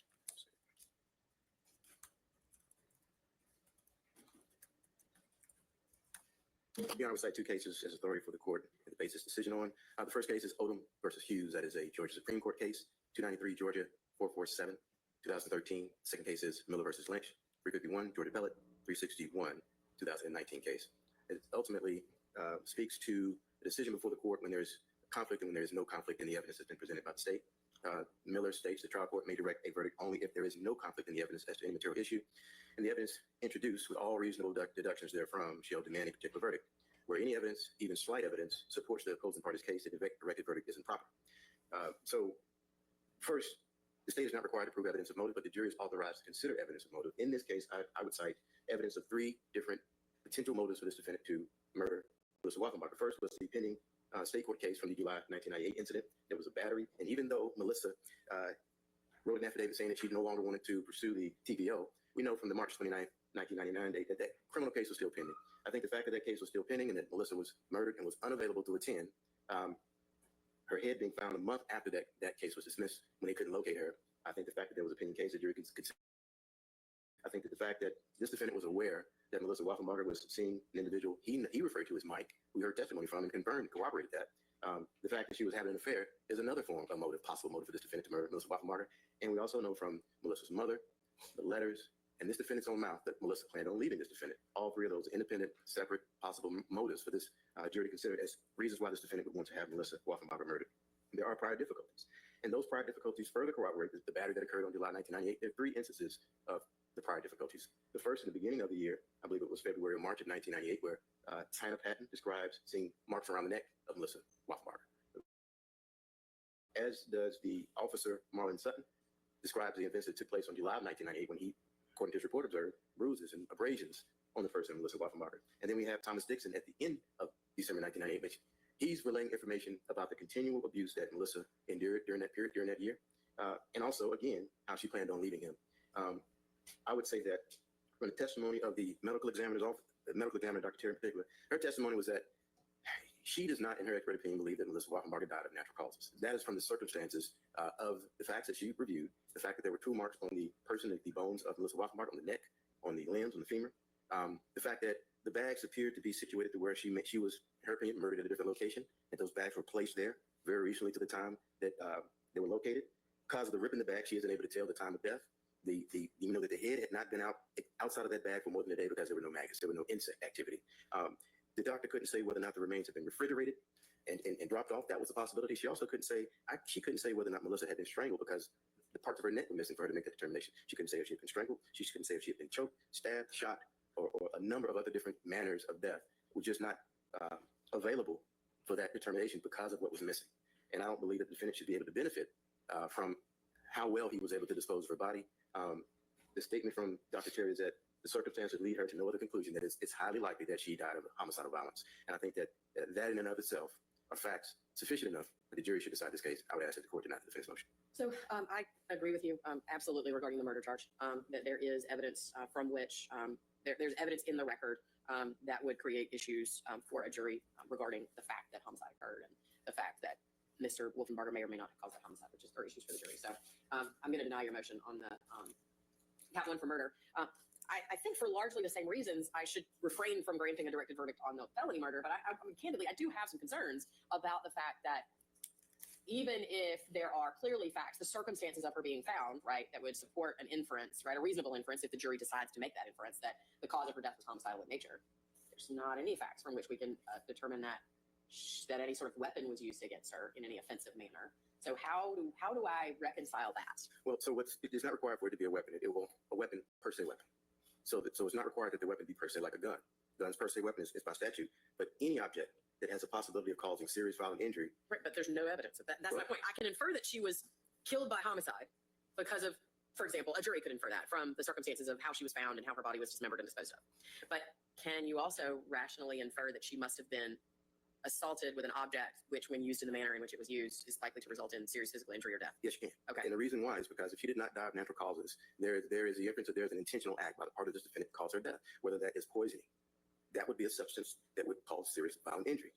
The aggravated assault could be the poison itself. If it was his hands around her neck and strangling her, the hands would be an object. We typically charge fists, feet, knees, elbows. All of those objects could be offensive weapons depending on how they're used. And it could be something that is man-made, like a gun, like a knife, like a belt or rope. The indictment is charged is because it is because there aren't parts of her that would allow for a determination, like the torso, for instance, like the neck structure. We cannot, with any degree of medical certainty, narrow down the limitless possibilities of objects that could have been used to kill Melissa Wolfenbarger. That's why, because of the circumstances of this case, dictate that the indictment be charged in a way to allow the jury to consider all of those possibilities. And so the court is going to instruct the jury. Well, I mean, not necessarily. The DA could have elected to just charge murder, because either you can or can't prove murder. They didn't have to charge felony murder. I mean, you said we had to allege it the way we did. That's if you chose to allege felony murder, right? Right. Having made that decision to charge felony murder, I think that the intent was to give the jury the ability to consider all the reasonable possibilities of objects that could have been used to commit this serious violent injury on the person of Melissa Wolfenbarger. And I'm saying it's serious violent injury because it wasn't a natural death. The circumstances create really the only reasonable inference is that this was a homicide. And so I think Again, don't disagree with you that maybe the inference is that it was a homicide. The question is there a reasonable inference that it was an aggravated assault that caused a homicide? And I guess what I'm saying is it is impossible for her to have been murdered with an intentional act without having also had an aggravated assault. That is correct. That's correct. I don't see a scenario that's possible. That's why I mentioned poison. Any object that would cause the death of Melissa Wolfenbarger with an intentional act would fit a category of an offensive weapon. Okay. Thank you. Mr. McGovern, your response, sir? What I hear the state saying is we can't eliminate every other reasonable possibility. And in the circumstantial only case, that's the standard by which it gets judged. It has to be. You're about to read jury instructions to the jury that says if the state has not excluded every other reasonable hypothesis. Right, but that's a decision for the jury, not for me No, necessarily. not only. There are cases that say that standard can be used during a directed verdict. Woodby State, more recent one, I don't know the number here, if you want to look at it. Stack-Thorpe v. State, that was a 2004 case. It was a negative case, but they upheld the same standard. You may use that on a directed verdict. And what I hear the state arguing is they're basically confessing to you, we have not eliminated every reasonable hypothesis. We can't tell you if it was poisoning, which, by the way, is not aggravated assault by a deadly weapon. It's a whole different category that they didn't charge. And I was going to say, and the same with strangulation. It is a separate statute under the aggravated assault statute. They didn't charge that. They charged specifically offensive weapon. Setting aside the somewhat nebulous understanding that we all have because of the circumstances of how Melissa's body was found, am I wrong that the state is allowed to prove facts that would demonstrate in any way that it might have occurred? I mean, I understand your position is they haven't offered any facts about how it might have occurred, but there are different ways that someone can be assaulted in an aggravated manner, and aren't they allowed to offer facts that would prove any way that might constitute that under the statute? Well, I mean, they can offer whatever they want as long as the court allows it. But as far as proving what they charged in the indictment, they have to prove an offensive weapon. Right. Okay. It can't be by strangulation. It can't be by poisoning. And they've not eliminated, by the way, that she died of a drug overdose at somebody's house and they panicked and tried to hide the body. There's a lot of possibilities they haven't tried to eliminate. And that's what I'm trying to say. This doesn't need to go before the jury. They don't have proof that an aggravated assault happened. They don't have proof of a deadly weapon. And they don't get to say, well, just let us have a smorgasbord before the jury. It's supposed to work in the opposite direction. If you charge something, you're supposed to be bound by that. Okay. What, Mr. McDermott, you mentioned the Stack case. Can you give me that citation? It's Stack-Thorpe, citation 270 Georgia Ave 96. Okay. The other case is Woodby State. It's a little older. 156 Georgia Ave 810. Thank you.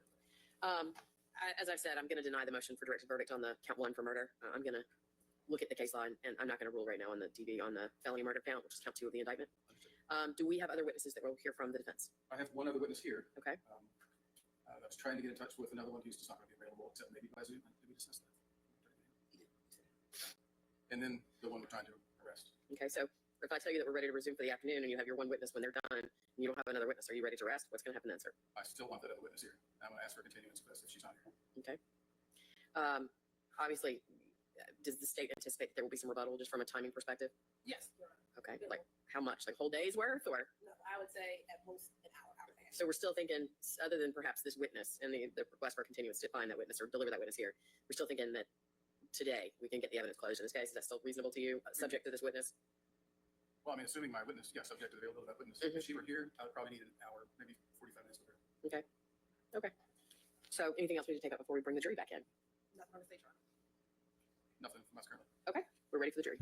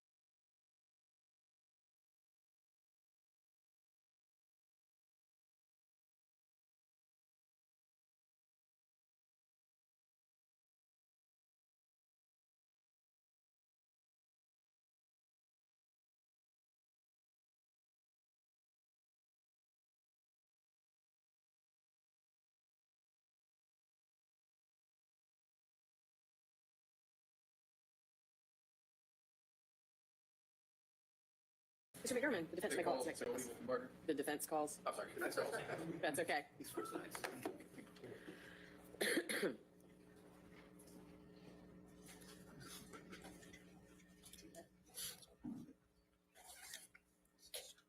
Come on up, sir, and when you reach the witness stand, if you'll do me a favor before you sit down, turn around and face the deputy and raise your right hand. He'll swear you in.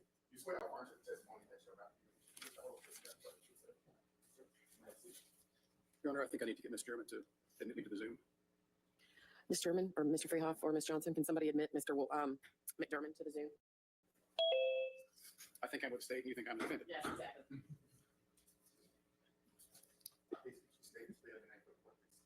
Joseph Wolfenbarger. That's JOSEPH WOLFENBARGER. And if you would, while you're testifying, if you'll just try to lean forward into that microphone to make sure that we can hear you, okay, sir? Thank you. Go ahead, Mr. McDermott. Mr. Joey, do you know the defendant? Yes, How do you know him? that's my father. And do you know Melissa Wolfenbarger? I've no ever. And do you know Kathy Wolfenbarger? Yes, And how do you know her? that's my grandmother. And do you live with her? Yes, Okay. What do you do for a living? mechanic for the most part. Did you grow up with Kathy Wolfenbarger in her household? Yes, Do you remember at any time growing up, say around the early 2000s, that she took all the pictures of Melissa Wolfenbarger down from your house? I don't really recall ever seeing pictures of her like in the house.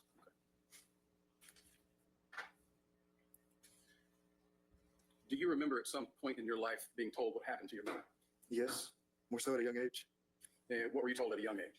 I mean, I would say I was at least about 4, 5, maybe. And what were you told about Your her? Honor, It was- I'm going to object to that. That would be yourself. Don't know exactly. Sorry, I apologize, sir. When there's an objection, I have to just wait and not answer the question. Can you come here for a second, please?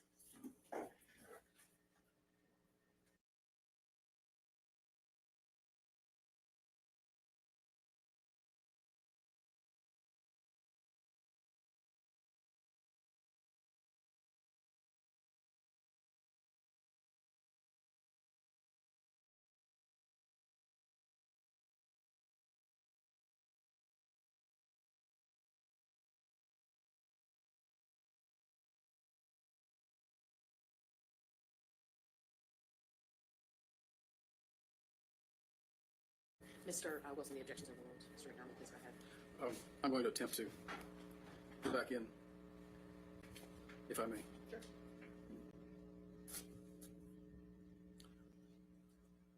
It might help to have the current day, right? That would help. There's a new one every day. Thursday, August 21st. Yes, sir. All right, we'll see if it works.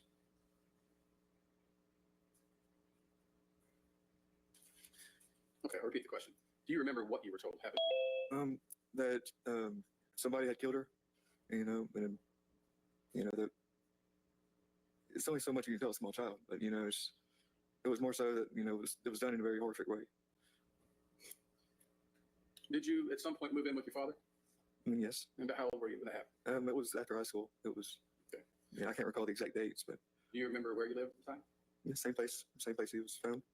Was it in Griffin. in Griffin? Okay. And did anyone else live with you at the time? Yes, And who were they? my little brother, Alias, and it was mainly just us 3. Did your sister live with you at any point? No, that was before. Did she come visit you at any point? At what time are you referring? This is afterwards. Like, Okay, let me try a different line. Do you remember at some point the defendant making a comment while watching a TV show that he knew how to dispose of a body by burying it under concrete or something to that effect? it wasn't necessarily from a TV show. It was more so we were discussing about how Carl had gotten away with other murders, and we were talking about different scenarios. And my sister had walked in later on, kind of caught half of the conversation, and kind of been standoffish about the conversation. Okay, so a couple questions just to clarify.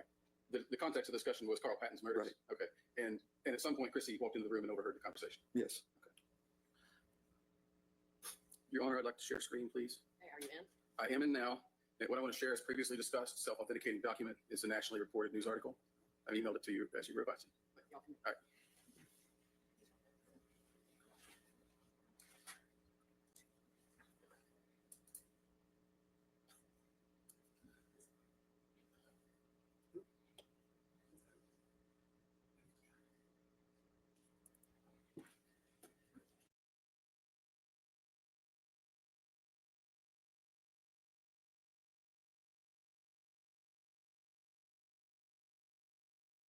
Dr. Smith. Thank you. All right, good jury. You can sit down. Yes. You just sit right there.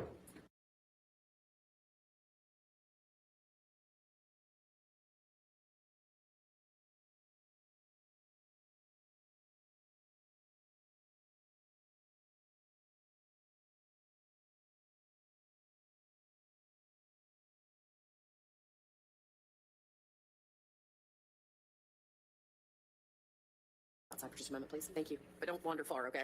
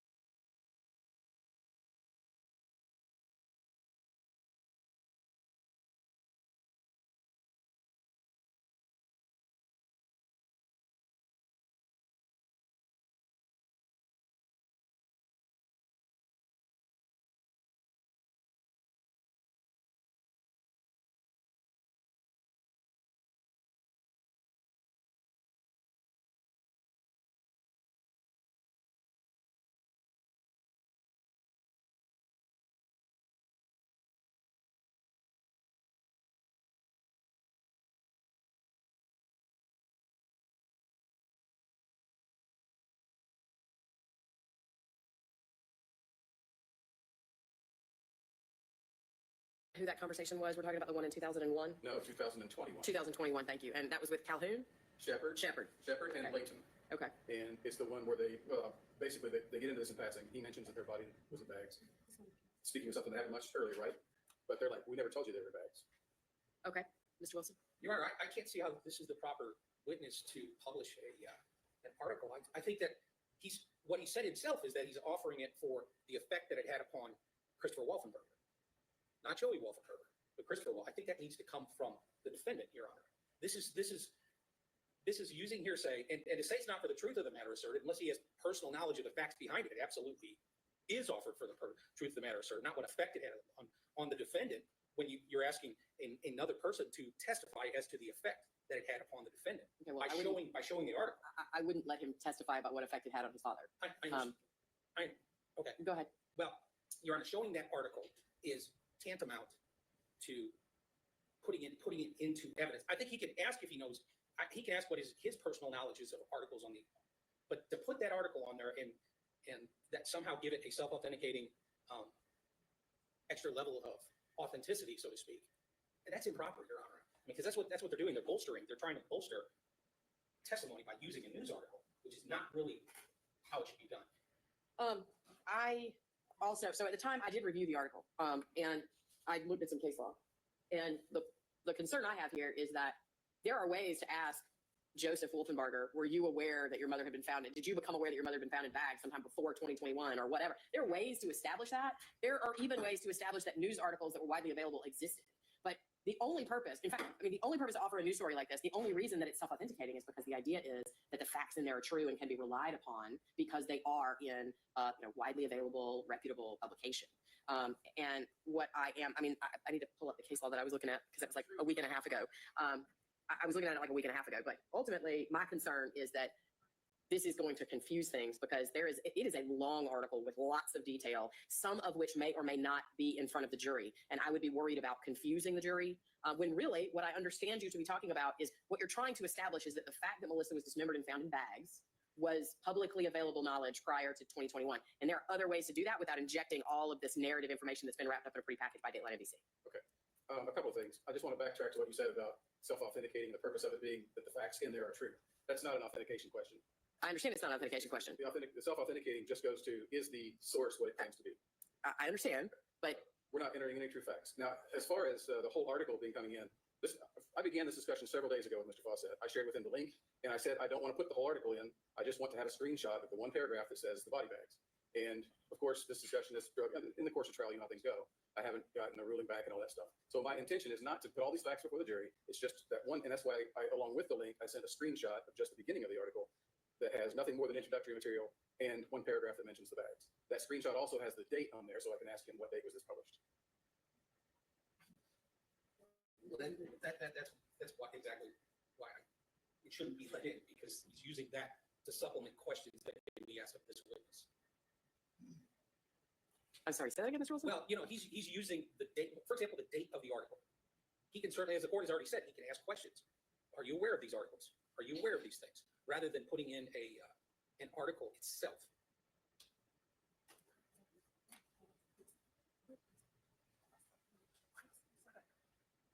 So if I understood your Honor, that you would have a problem with confusing the jury, I think providing just a short screenshot of only the relevant information solves the 403 problem.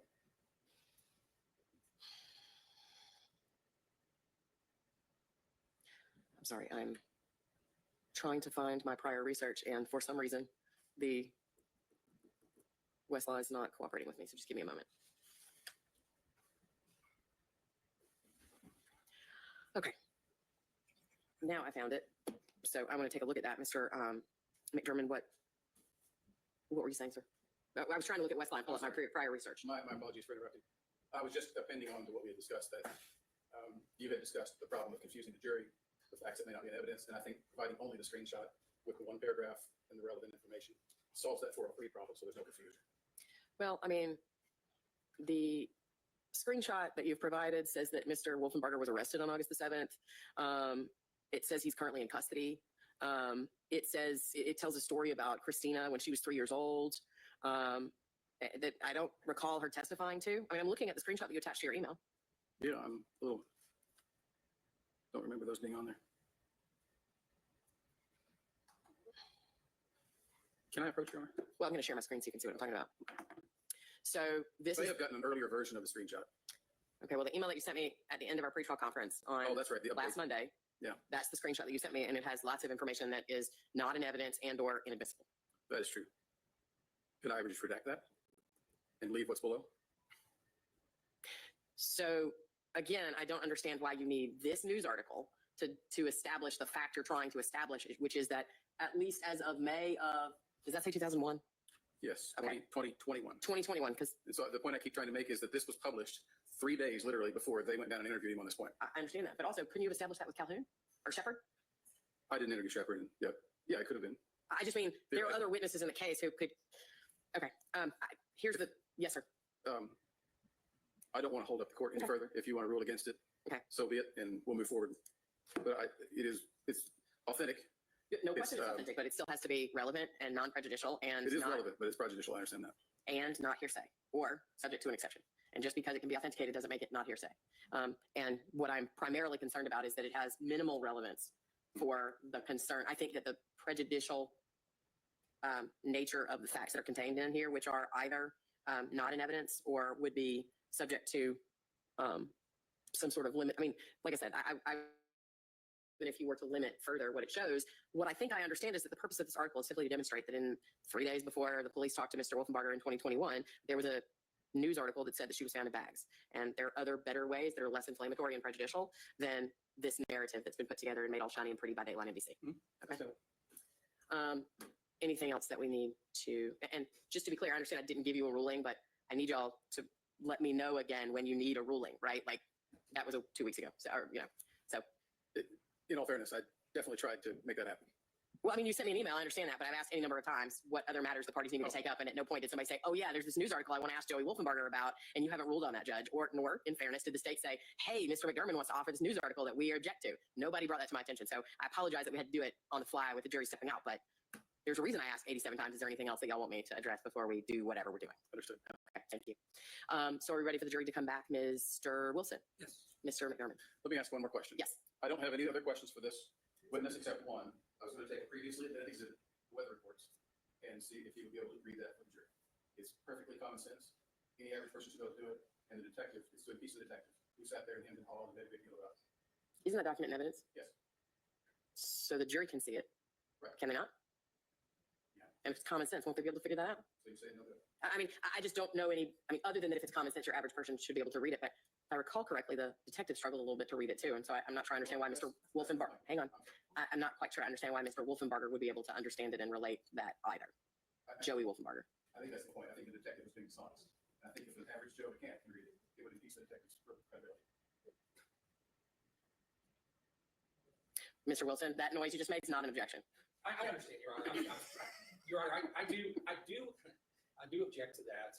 I don't think, I think it's been put in evidence. It's already been questioned about. And I think it's been, to have a witness read it when the jury can read it is cumulative, repetitive, and argumentative, Your Honor. So I think it's not, I don't think it would be appropriate for him to do it with his witness in front. I mean, obviously the person he did cross, Detective Callen. Okay. I feel like you've made that document's in evidence and you can argue that to the jury and you don't need to inquire with Mr. Wolfenbarger about it, Mr. McDermott. Fair enough. So bring it Anything back else? here. I will say no more questions. Okay. Could you get Mr. Joseph Wolfenbarger back for me, sir? Thank you. Deputy, we're ready for the jury again. Obviously, once we get Mr. Wolfenbarger back on the stand.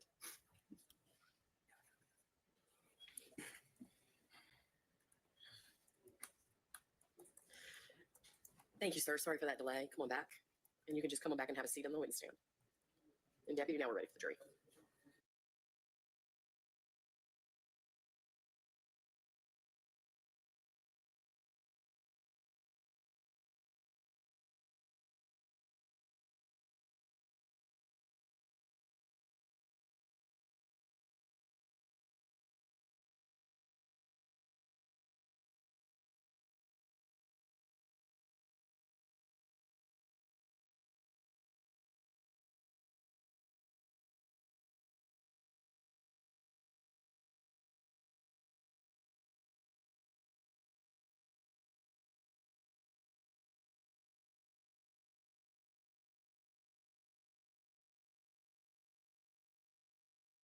Thank you all. Please be seated.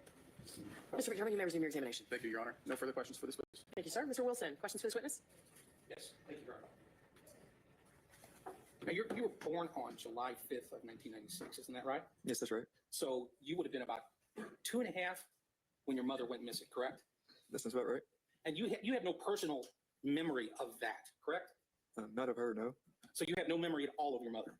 I mean, no, like not like a living version of her, no. I mean, there's little bits here and there I can remember, like of the ceremony, but that was it really. I didn't really understand, who she was, Yeah, because you were only 2.5 when it happened. Right. I mean, but it was later on when the ceremony and whatnot. Now you lived with your mother. Well, excuse me, you never lived with your mother.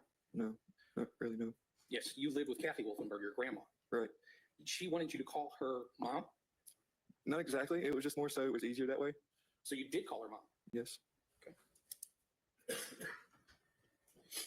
And you never saw pictures of your mom at all while you were growing up? I mean, I've seen some, but they wasn't like displayed all over. There was, the rare occasion that we would go through photo albums or whatnot, but that's the only real time that I've seen them early on. And those photo albums were located in the house, correct? Yes. Okay. And you were 4 when you were told that your mom had been murdered? I would say that's about right. 4 or 5, somewhere around there. And you were told by Kathy Wolfenbarger, correct? Not really. I mean, it was more so of Rachel. Like she got more into detail with it. Okay. I mean, and so you heard a bunch of details. Yes. When you were 4. Yes. And did you never asked your dad about what happened, correct? I mean, it'd always been a touchy subject for talk about anybody. It's not really. Okay. So you really never had conversations about your mom's death with your dad, haven't you? I mean, bits and pieces. But nothing extensive. Right. And that over the years. Right. Okay. And after high school, you moved in with your dad. Yes. And you haven't had conversations with him about it, only bits and pieces, correct? Correct. And you were still living with him. You're still living at that address? I mean, not at the moment, but I was off and on for a while. Shared 2 residents. Who's the other residence was Kathy Wolfenbarger? Yes.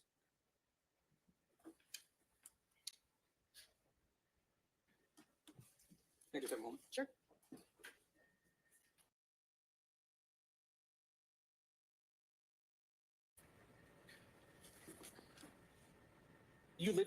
Right now, you live with Kathy? Yes. Okay. And who is Rachel? That was the woman he got with after my mom. Okay. So you've talked about it with your dad's girl, kind of living. Right. They were living together and they moved in across the street. Okay. One more moment. Sure. Thank you.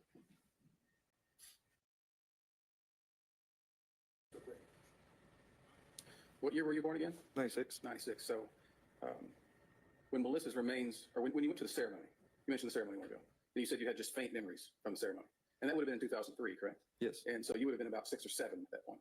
Would have you been 6? Yeah, give or take, yes, about 6. So you wouldn't have heard anything about your mother's, how she went missing until after that point, correct? Yes. Okay. And is your memory so fuzzy from all that stuff? Right, right.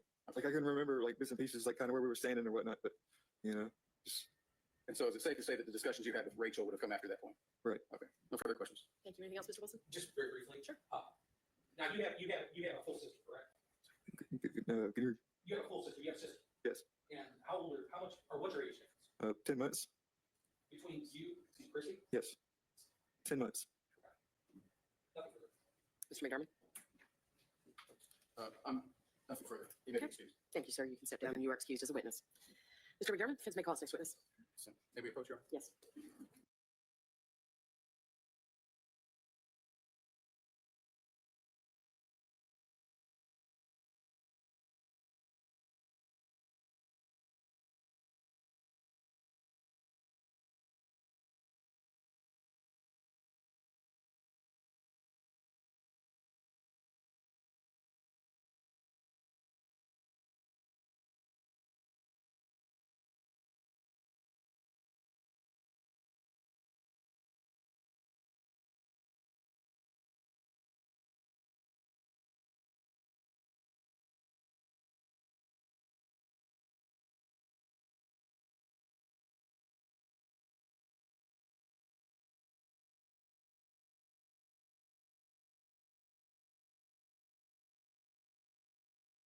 Minutes. We're getting your steps in today. Thank you very much.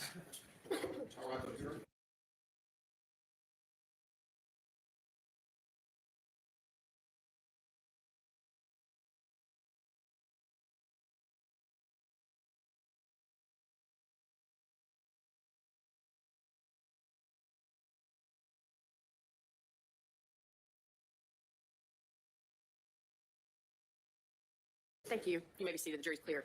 Deputy, can you do me a favor and check on the status of efforts to locate that witness or bring that witness here, because that's the next witness they want. I would have to go upstairs because I don't have the number. Okay. I'm gonna, because it's time sensitive, is it okay? I'm gonna ask that we leave that deputy here and you go take care of that while I take up some other matters with these individuals. He will have to go. So if he goes, then I can't take up these other matters with these lawyers because he's not here. Yes, you are. Miss German, can you get another deputy in here? Because if you leave, then I see my problem. thank you. Your Honor, Yes, sir. I'm curious about a rebuttal. I just want to make sure the rebuttal rebuts something that occurred today, because we didn't have a case yesterday, so the rebuttal has to be something in response to something that happened today. Obviously. I'm curious.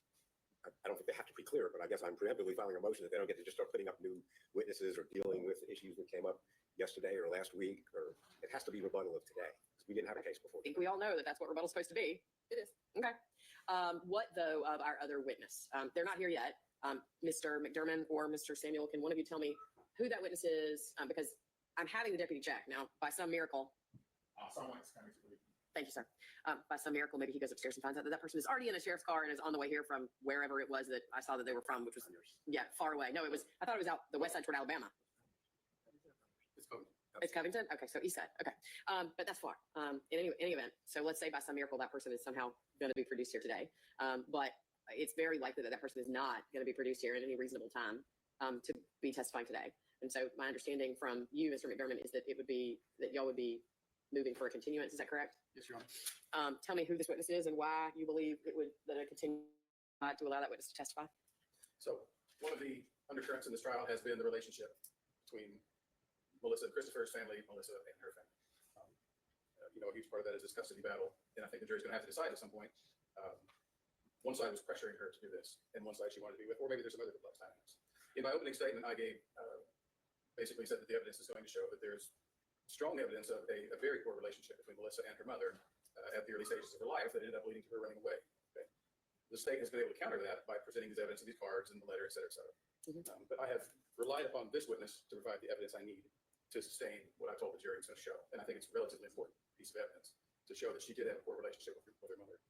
And so this witness was a next door neighbor to the WOLFENBARGER, to the Pattons. Sometime in the 80s up until maybe the early 90s.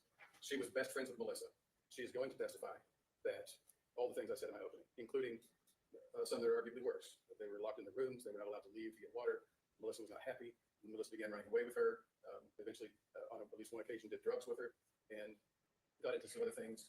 And she's going to testify that the locking in the rooms specifically went on from about age 7 until about age 12, every day that she came over there, all day. And there's considerable amount more of a backstory to that. So, and then at some point after the finding of the baby, Melissa started running away.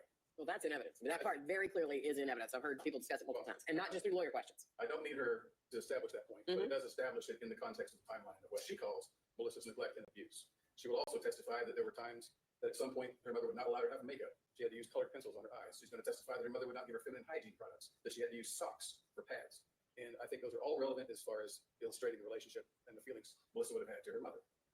I cannot fulfill what I said in opening statement without this witness. And so I think for that reason alone, not to mention the extremity of what she's going to testify to, I think it warrants a continuance if we need to have it. Do we have any information about why she's not here? I do. So when I initially contacted her probably 2 weeks ago, I was actually shocked that I finally got through to her, and she was effusive to me. She was like, I want to tell my side of the story. I want to tell this.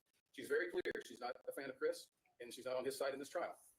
But that she said, I will show up and tell the truth. I said, well, would you testify? She said, for him, no, but I will tell the truth. And I said, if I subpoena you, will you come? She said, yes. And she, on a couple of occasions, kind of went silent as I was trying to communicate to her what days to be here. But she came back a couple evenings ago and told me that because I think it was her stepson died at the beginning of July, she's been dealing with depression and things like that, and that she just needed to spend a day or two in bed. But she texted with me. She sent me a bunch of pictures of Melissa and then growing up. She was very open about it. I shared with her that, if cost is a problem, we're allowed to reimburse you for certain things, travel, whatnot. And she said, okay, fine. And it was clear to me at that point she was going to come. And then yesterday, she didn't come. And then I contacted her last night, and she gave me a hard, trying not to use the word she used, but it was basically Not just no, but I think she realized that what she has to testify to will help Chris in some way, and so now she's refusing to come. And I did not tell her I was going to send a deputy because I don't want her to run and hide somewhere. And that's the long and short of it. So the short story is that it was not until the day, or I think it was early this morning, not coming, and variations of that. Okay. So realistically speaking, though, I mean, let's play this out logically. Are we confident that even if a deputy did go to her house and force her to come here, that she would willingly testify? I mean, I fully expect she's going to be resistant. I would ask for to treat her as an adverse witness. I have our conversation recorded, and I've made a transcript of it. So I am prepared. well, if she's refused to, well, she wasn't. I mean, she isn't available if she's refusing. But anyway, what are your thoughts, Ms. Hilton, or somebody from the state? I'll just add, if the state will waive costs, we'll be happy playing portions of the audio. That won't happen. She said that won't happen. Your Honor, we don't necessarily object to a continuance if this witness is under subpoena and can get here. So we're not opposed to the continuance, Your Honor. We would ask if we can have a copy, at this juncture, can we have a copy of the recording and the transcript of this witness's interview so that we can prepare? So that's It was sent 2 days ago, Your Honor. They have the email. You mean you emailed them the audio file? Yes. Thank you. Okay, so one other question that I had asked counsel at the bench, I mean, it's less than ideal, but if there is a chance, which I'm going to wait and see what I can hear from the state, from the sheriff's office about any progress that's been made to locate this person and go get her.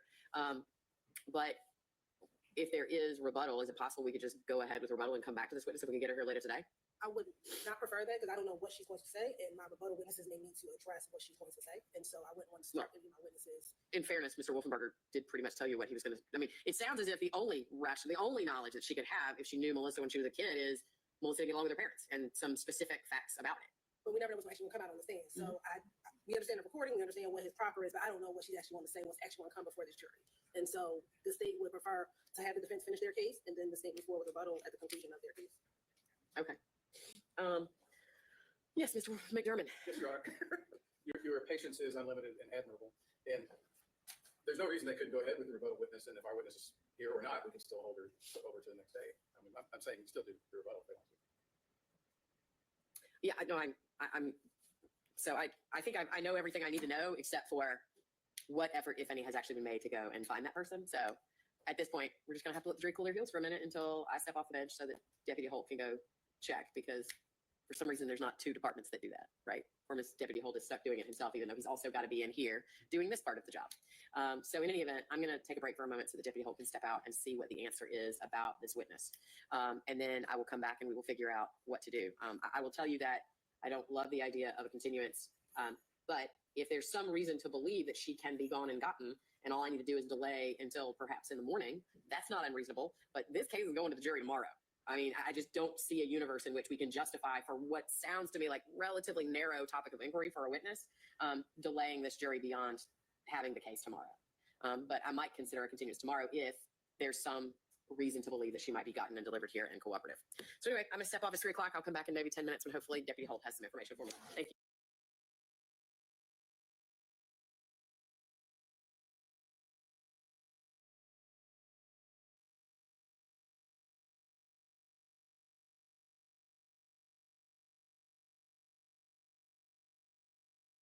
And I'm told that they're also going to notify Newton County, which is, and ask Newton County to ride out, which is where Covington is located, I think.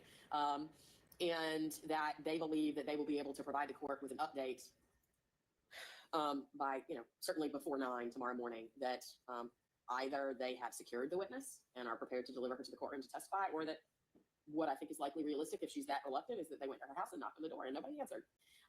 And that they have attempted to secure her and not been able to. So for that reason, if the defense's request is that we have a continuance until tomorrow morning, then I'm inclined to give one. But as I said before I left, and you can make whatever record you want to make, I would not be inclined to, as long as a reasonable effort has been made to execute that warrant and secure that witness's presence here, I wouldn't be inclined to delay things any further beyond tomorrow morning. Questions, thoughts, concerns on that issue, Mr. McDermott? Well, you've basically already given a ruling. I mean, your inclination is your inclination, but I think the witness is important, given what's on the record and what we need to put on the record. And I subpoenaed her a long time ago. This is, I've made a great effort to secure her to be here.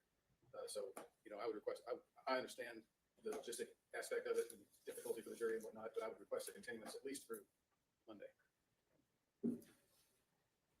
if need be. To do what though? Right? If the warrant division, if the warrant division is going to go to her house and either interact with her and say, come with us, or you have to appear, or get no response, then what would delay, if they're going to do that tonight and report back to me that they did that one way or the other, then what would there be a need for a further delay? I mean, yeah, obviously you can't know if she's just not answering the door or if she's fled somewhere. So. Right. And I don't know anything about her criminal history, but I don't, my point is it's a witness warrant, right? I mean, so yes, she hasn't complied with the subpoena, but. I mean, you have more power than just a grant continuance for one day. Though. There's lots of contempt power there that you can use. I would request that there be more than one effort made knocking on the door. That's all I'm saying. Okay.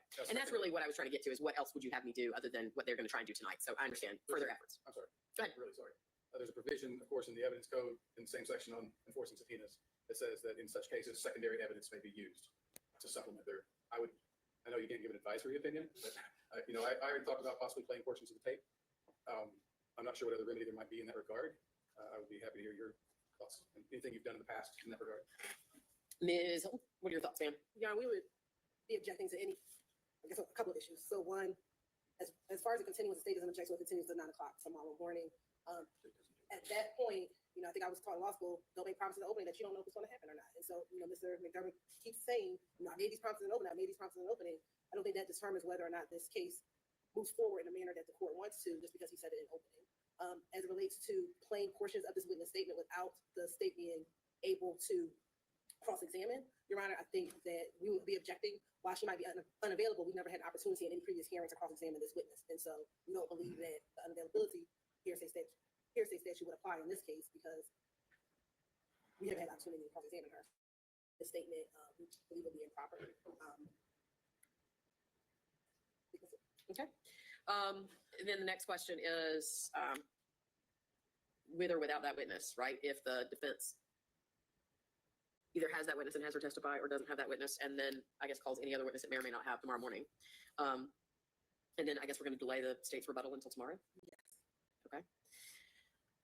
Have you actually had an opportunity, not that I'm necessarily inclined to, given the vagaries of what's been represented to me, but have you had a chance to actually listen to whatever that witness has said and whatever recorded statement Mr. McDermott provided to you? I just started listening to it. I'm probably about 12 minutes in, so I have about 21 minutes to go. Okay. Okay. So I think what I'm going to do is excuse the jury, have them go home and come back tomorrow morning at 9 or 9:30, excuse me. And we will expect either a witness or the defense to rest. And then the state will have its rebuttal, which we've already discussed. We all understand will be rebuttal of something that the defense actually put on or created an issue about. And then we'll plan for the jury to get the case tomorrow. In the meantime, after I send the jury home, I would like to have the actual charge conference and any other matters that we need to take up. Anything else that y'all need me to address before I bring the jury in and send them home? Nothing from the state, Your Honor. Nothing from the defense. Okay. Can I have the jury, please?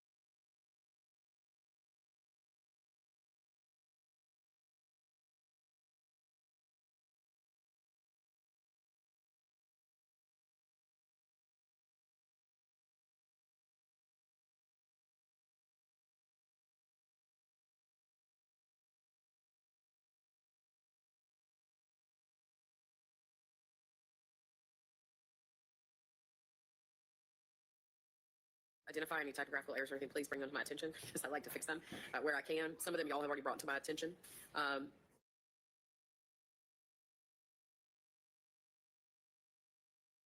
Grave suspicion, which was requested by the defense.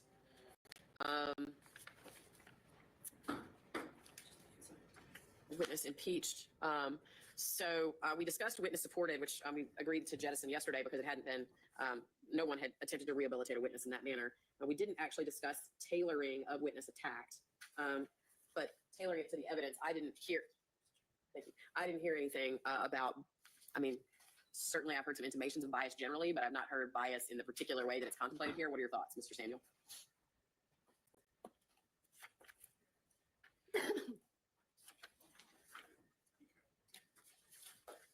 I don't think it should be there is my point. I've not heard, while I've certainly heard general implications of bias based on parties' relative alignments with one another.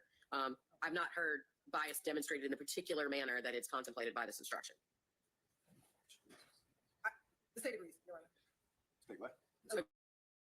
Sure. I'm just looking at 131. You don't mind if we sit down, correct? No, yeah.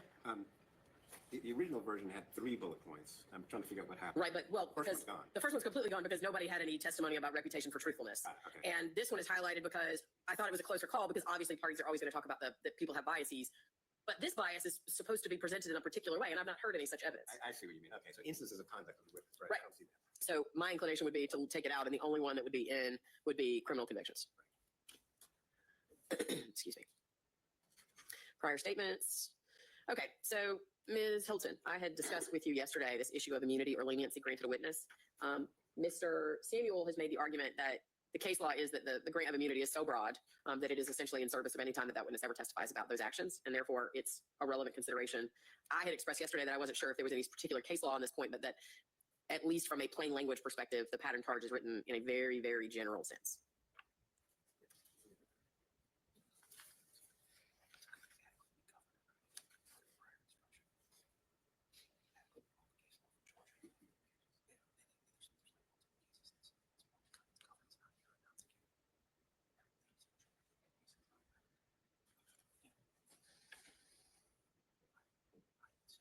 Of course, another one. Sure.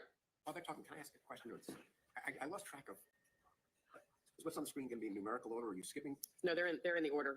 So 13142, which is witness supported, is out. Witness impeached one. Well, that's So what's on the screen. 131.45 is just the standard. This is what impeachment is. Okay. It's a little bit out of order because to me, you need to tell a jury how to impeach what it means to impeach a witness. And then witness attacked is there, but witness supported has been removed based on our conversation yesterday. And you have prior statements. Yep. And now we're on immunity. Got it. Okay.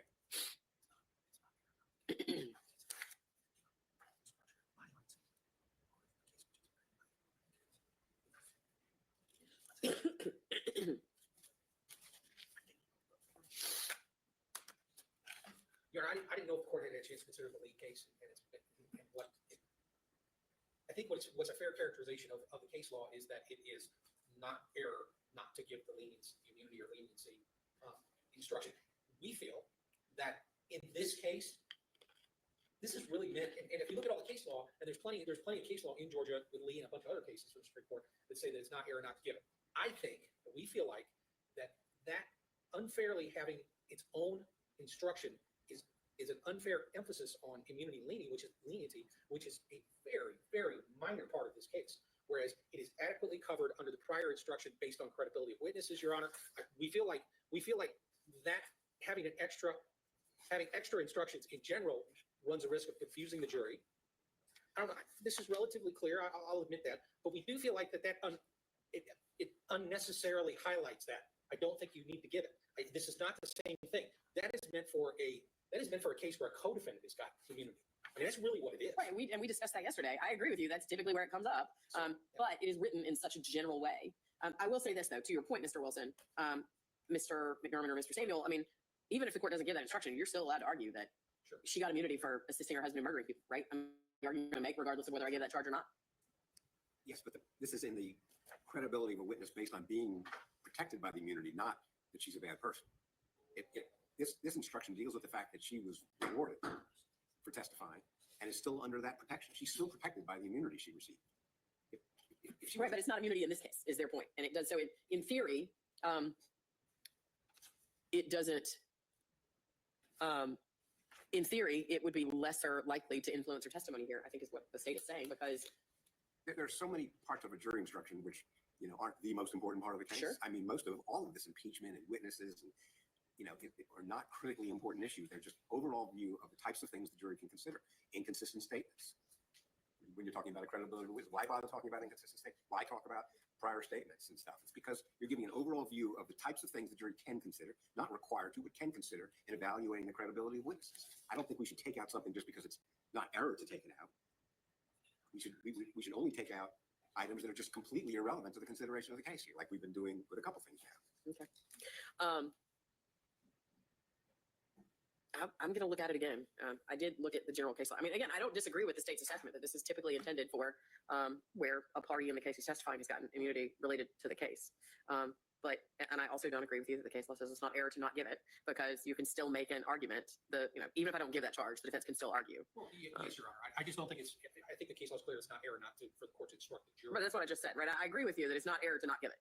Okay. But I'm still not sure under the facts of this particular case that it's not implicated and that it would not be proper. So I'm gonna put a pin in that one and give you an answer in the morning.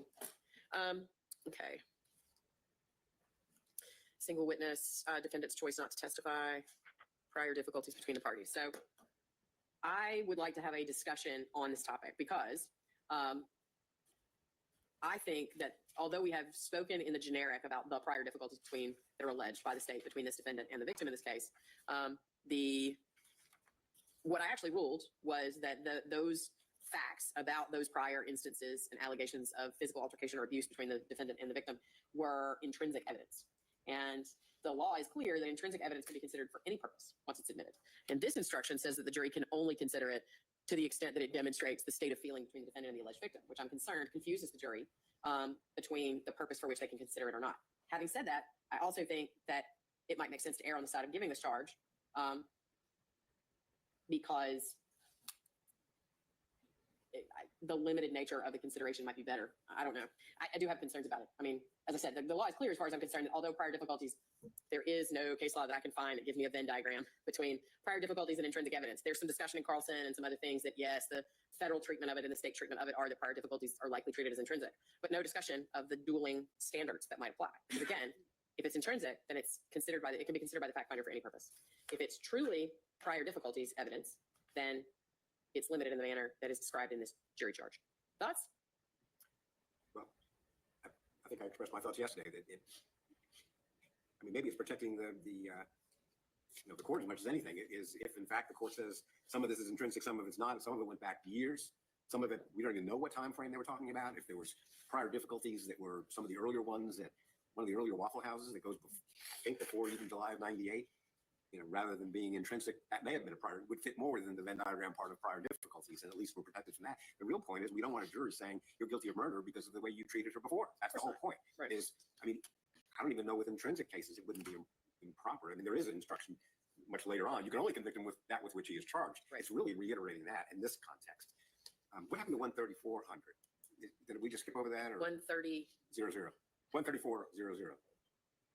It just says limiting instructions? There is not a 13400. I think it's just a general proposition. Well, I'm sorry. Because there is no 404B evidence, there is no need for the general limiting instruction charge. I apologize. Came out with all the similars, right? Yes. Okay. So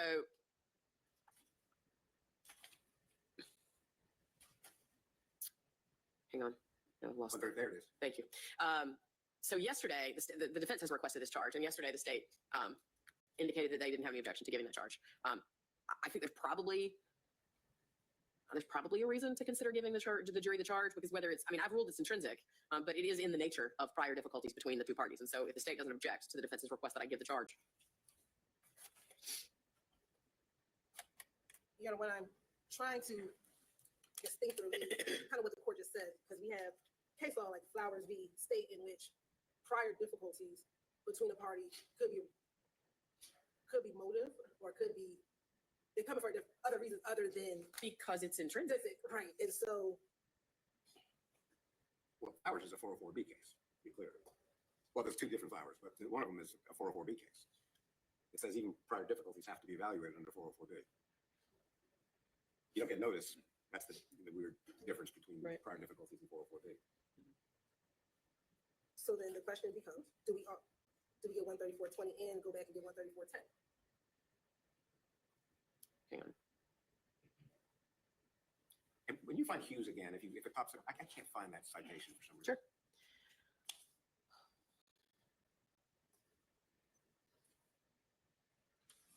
So the purpose of the 13410 instruction, as I understand it, and please, I don't want to make an error. If you think I'm making one, tell me. But the purpose of 13410, as I understand it, is where you are limiting the use of that evidence. And my understanding is that when the court has ruled that evidence is intrinsic, i.e. necessary to tell the story of the murder itself, which, right or wrong, I have clearly ruled that evidence was intrinsic, there is no basis to limit the jury's understanding or use of that evidence. They are allowed to consider it for any purpose to which it is relevant and admissible in the case.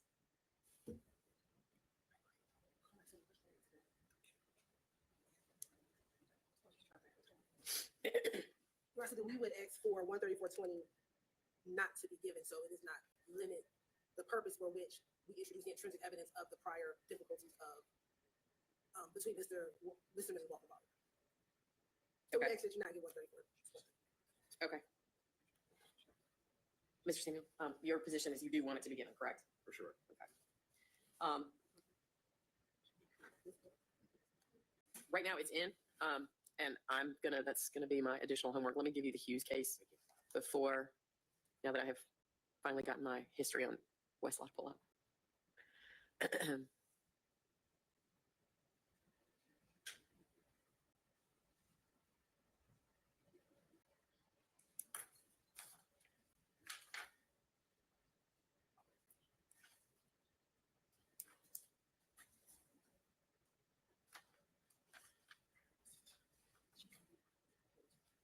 Yes.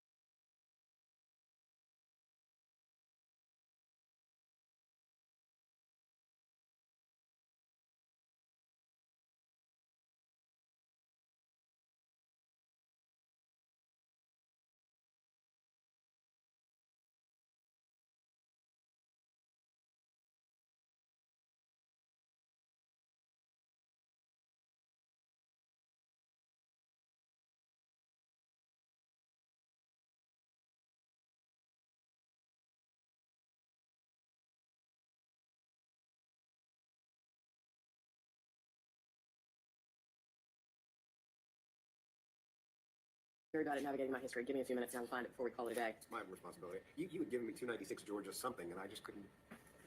And then I tried to search Hughes plus intrinsic, and couldn't come up with anything. Yeah. But that's okay. Why don't we keep going through the witness? Okay. Let me go back to my jury charge.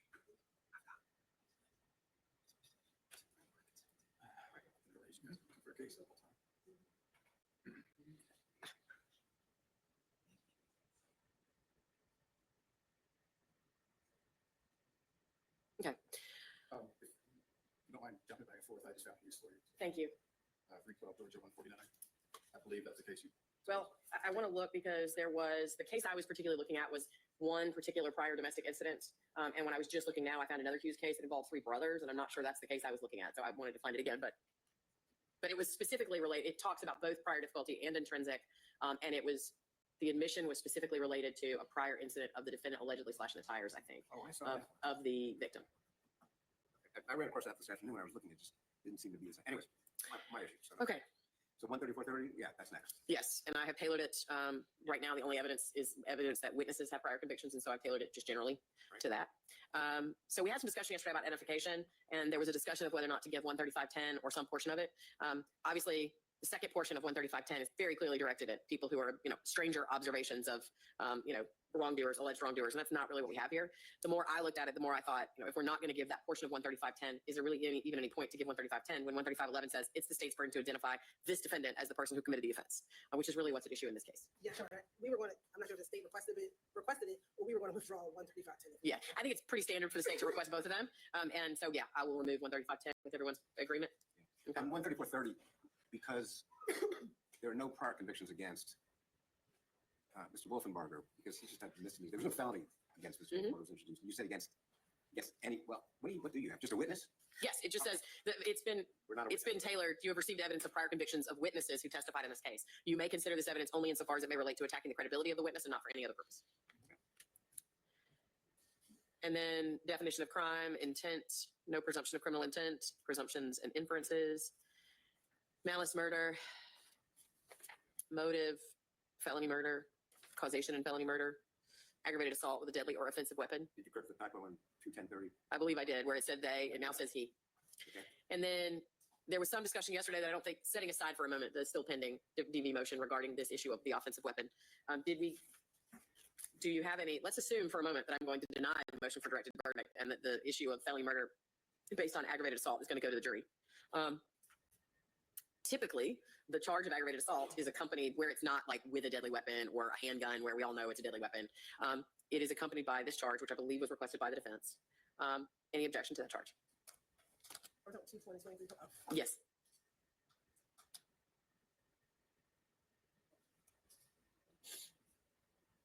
No objection. Okay. Then you generally, the verdict, multi-count indictment, alternates, etc. That's the entire charge. So I think, if I'm not mistaken, the parties are in agreement with the exception of the court's ruling on the immunity charge and the court's ruling on the prior difficulties charge, which as it currently exists, the defense has requested, but the state objects to. Is that correct? Any other charges? I am on the offensive weapon. That seems to me the same issues that are causing some concern about the directed verdict motion, why it doesn't apply to the jury instruction also. It seems to leave this so open they could decide that the act of dismemberment, the saw, was the weapon used, but that's not really in dispute. I mean, I don't think so. I mean, I think the ME pretty clearly testified that those were post-mortem. State must prove that the defendant assaulted another person with an offensive weapon. And caused the death.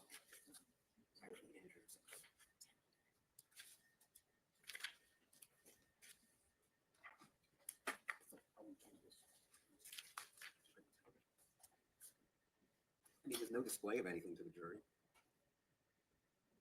How is there any manner in which it was used? I mean, there's just no evidence of that at all. The character or capabilities of the weapon. I agree, which I expressed during my discussions with Mr. Fawcett about the directed verdict motion, which is, like I said, even assume for a moment that I'm like, okay, it goes to the jury. I mean, there's literally no evidence of a weapon. I mean, I understand the state's argument when we were having the directed verdict discussion was, well, she died in a way where we've presented facts that, could lead, a reasonable inference could be drawn from those facts that she died by homicide. And so then you're, I guess, and I agree with that, right? Which is why I denied the motion for verdict on the murder charge. On the felony murder, secondary, with an underlying felony of aggravated assault, that's what I'm still struggling with for purposes of instructing the jury as well, which is, how can a jury make a reasonable inference that a weapon was offensive if there's literally no evidence of a weapon? And I think I understand the state's best argument is that a weapon, in the very broadest sense, had to have been used to accomplish the death, even if that weapon was, I think your example was poison or something. Right, and not only that, but I mean, I think getting back to the root of the evidence that came out, the reason why we aren't able to make those determinations is because the state in which the body was disposed of, and ultimately, I don't know how that's not akin to essentially not the report we have that intent, but rewarding the defendant for doing a good job and it's difficult to make that determination.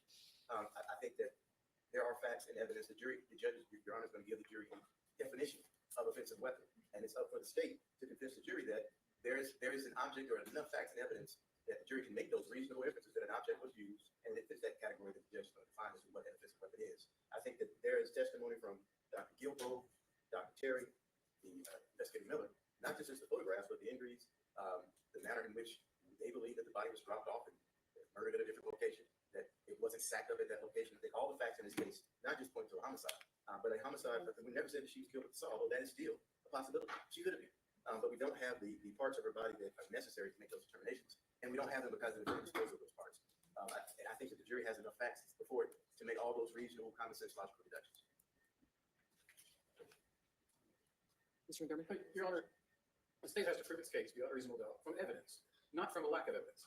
What he's arguing for is, court, please allow me some leeway so that I can prove this without any evidence. And if you don't, you're giving a windfall to the defendant because allegedly he hid the body really well and didn't leave us any evidence. That's not how this works. There's got to be evidence. Well, and you can't just say, we'll leave it an open door so that we can let them assume any possibility, like poison, etc.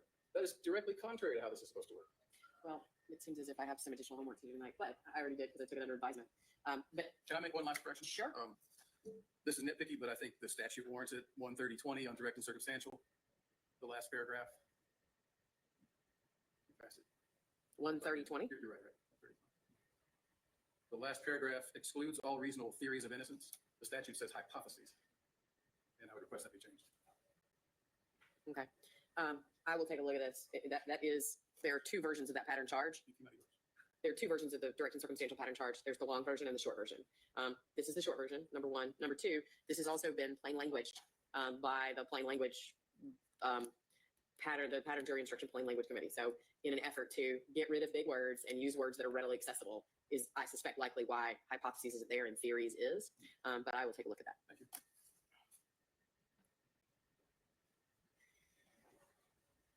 Anyway, all I was going to say, and I don't know that I'm saying anything that I haven't already said, but to be clear, the reason that I'm taking under advisement is I've already said I think there is evidence here that is sufficient to require the jury to determine if they believe that a murder occurred here and that Christopher Wolfenbarger committed that murder. Where I am having some reservations that I think I've been pretty plain about is, while there are facts from which a jury might determine that a murder occurred and that Mr. Wolfenbarger committed that murder, aggravated assault requires that there be facts from which a jury could understand how that murder occurred and the manner in which it occurred. And that's what I'm struggling with, because there is no evidence of that. And the mere fact of death, I understand the very broad way in which the state wants me to interpret the aggravated assault standard, but I haven't finished looking at it yet, but the defense is at least urging that the broad way that the state wants me to interpret that aggravated assault isn't as broad. They're not actually allowed to have it interpreted that broadly because, for example, and again, I'm just saying this is what they've argued yet because I haven't had a chance to spend some time with it, but that other methods of aggravated assault are not available to the state, like aggravated assault strangulation or other things.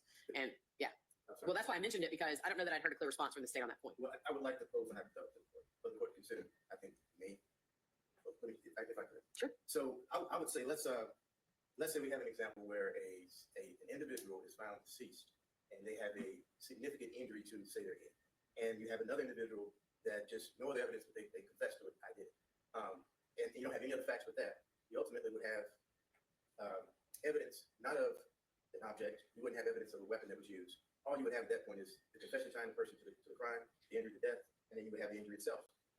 That's the only thing that the state is missing in this case, is a visual depiction of that we could say definitively where whatever impact happened. So we don't know if it's bruising on the neck. We don't know if there were hand marks, that she was choked. And that because of the state of her, we don't have the marks on her neck to show the jury, hey, this is why we believe she was deceased or asphyxiated, because she's got these marks on her neck. So forgive me for interrupting, but two things to your example. Number one, I'm not sure I agree that example is apt here, because if you had a significant head injury, like for example, if the skull in this case was distended in some manner or injured in some manner, then the existence of the injury, right, could be used as some evidence of the offensive nature of the weapon that was used to cause a violent injury or an attempt to cause a violent injury. And that's number one. But number two, and my real point is what you just said, which is you've mentioned a couple of times whether there's bruising on the neck or if they use their hands around the neck. What I haven't gotten a clear answer to from the state is a response to the defense's argument that ag assault strangulation is a different crime that is not charged in this case, and the state can't argue it. It is a different crime, but aggravation strangulation can be charged with regular aggravated assault. It can specifically be charged with aggravation strangulation, and the state would be authorized to make all those arguments and closing arguments. So I don't think that specifically charging it with family violence aggravated assault or aggravated assault strangulation prevents the state from charging the cases as a plain language aggravated assault in both those instances and still prosecute for the jury. So I don't think that charging it specifically as a strangulation prevents us from arguing that that's one of the possibilities that you could be verdict on the matters of death. That the charge of aggravated assault is meant to be brought, especially when there's an issue as to the date in this case. There is an issue as to the date, especially when there's an issue as to being able to prove what type of object. We're going to have this issue anytime there is the lack of evidence because of the actions of a suspect or a defendant. This is always going to be an issue, but that is why the statute phrases the options as offensive weapon per se, and it specifically relates and mentions objects, because it says objects because there are limitless, depending on how the objects are used, it could become dangerous, cause serious injury. And that's the point that the state's making ultimately, is that this is not like any other situation where we have pieces of evidence that's missing. The jury has the facts to make those conclusions based off of all the facts in the case. The injuries that occurred before, the injuries that occurred throughout the year, the manner in which her body was disposed of, the manner in which it was assaulted and cut, dismembered. And I think that all of that is something that the jury should be able to consider in that determination as to whether or not the statement is burden and approval of it. Okay. So just to be clear, so I know what my homework is, I'm going to look at the immunity charge. I'm going to look at the prior difficulties charge, the theories versus hypothesis in the circumstantial evidence charge. Mine's easy homework. And I already have under advisement the DV motion on the ag assault felony murder. And I will say this, if I allow that charge, that count to go to the jury, I expect that what I will do is give the patterns that are here and let everybody argue about what the questions that those patterns beg, right? That the state doesn't have answers to, that I've heard from the defense. So.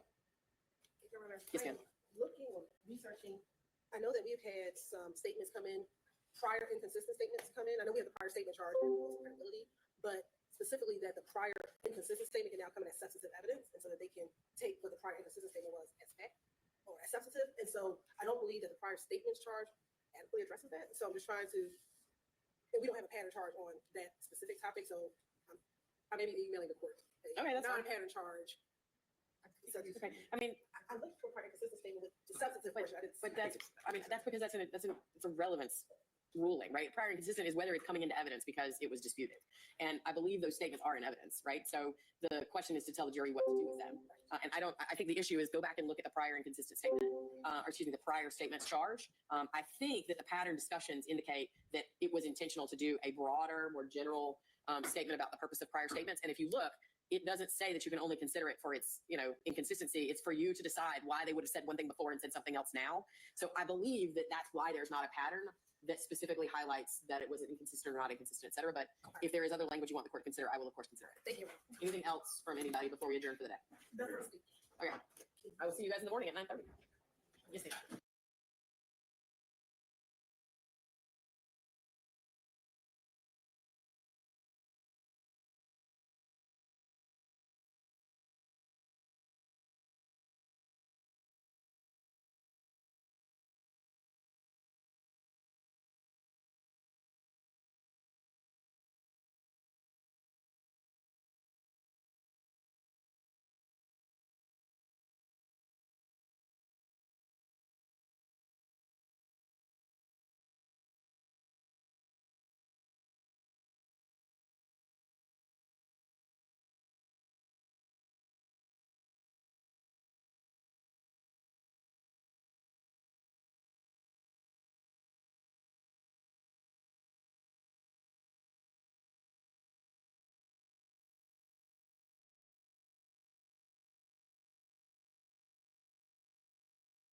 Seat, if you'll turn around and face the deputy and raise your right hand, he'll swear you in, okay?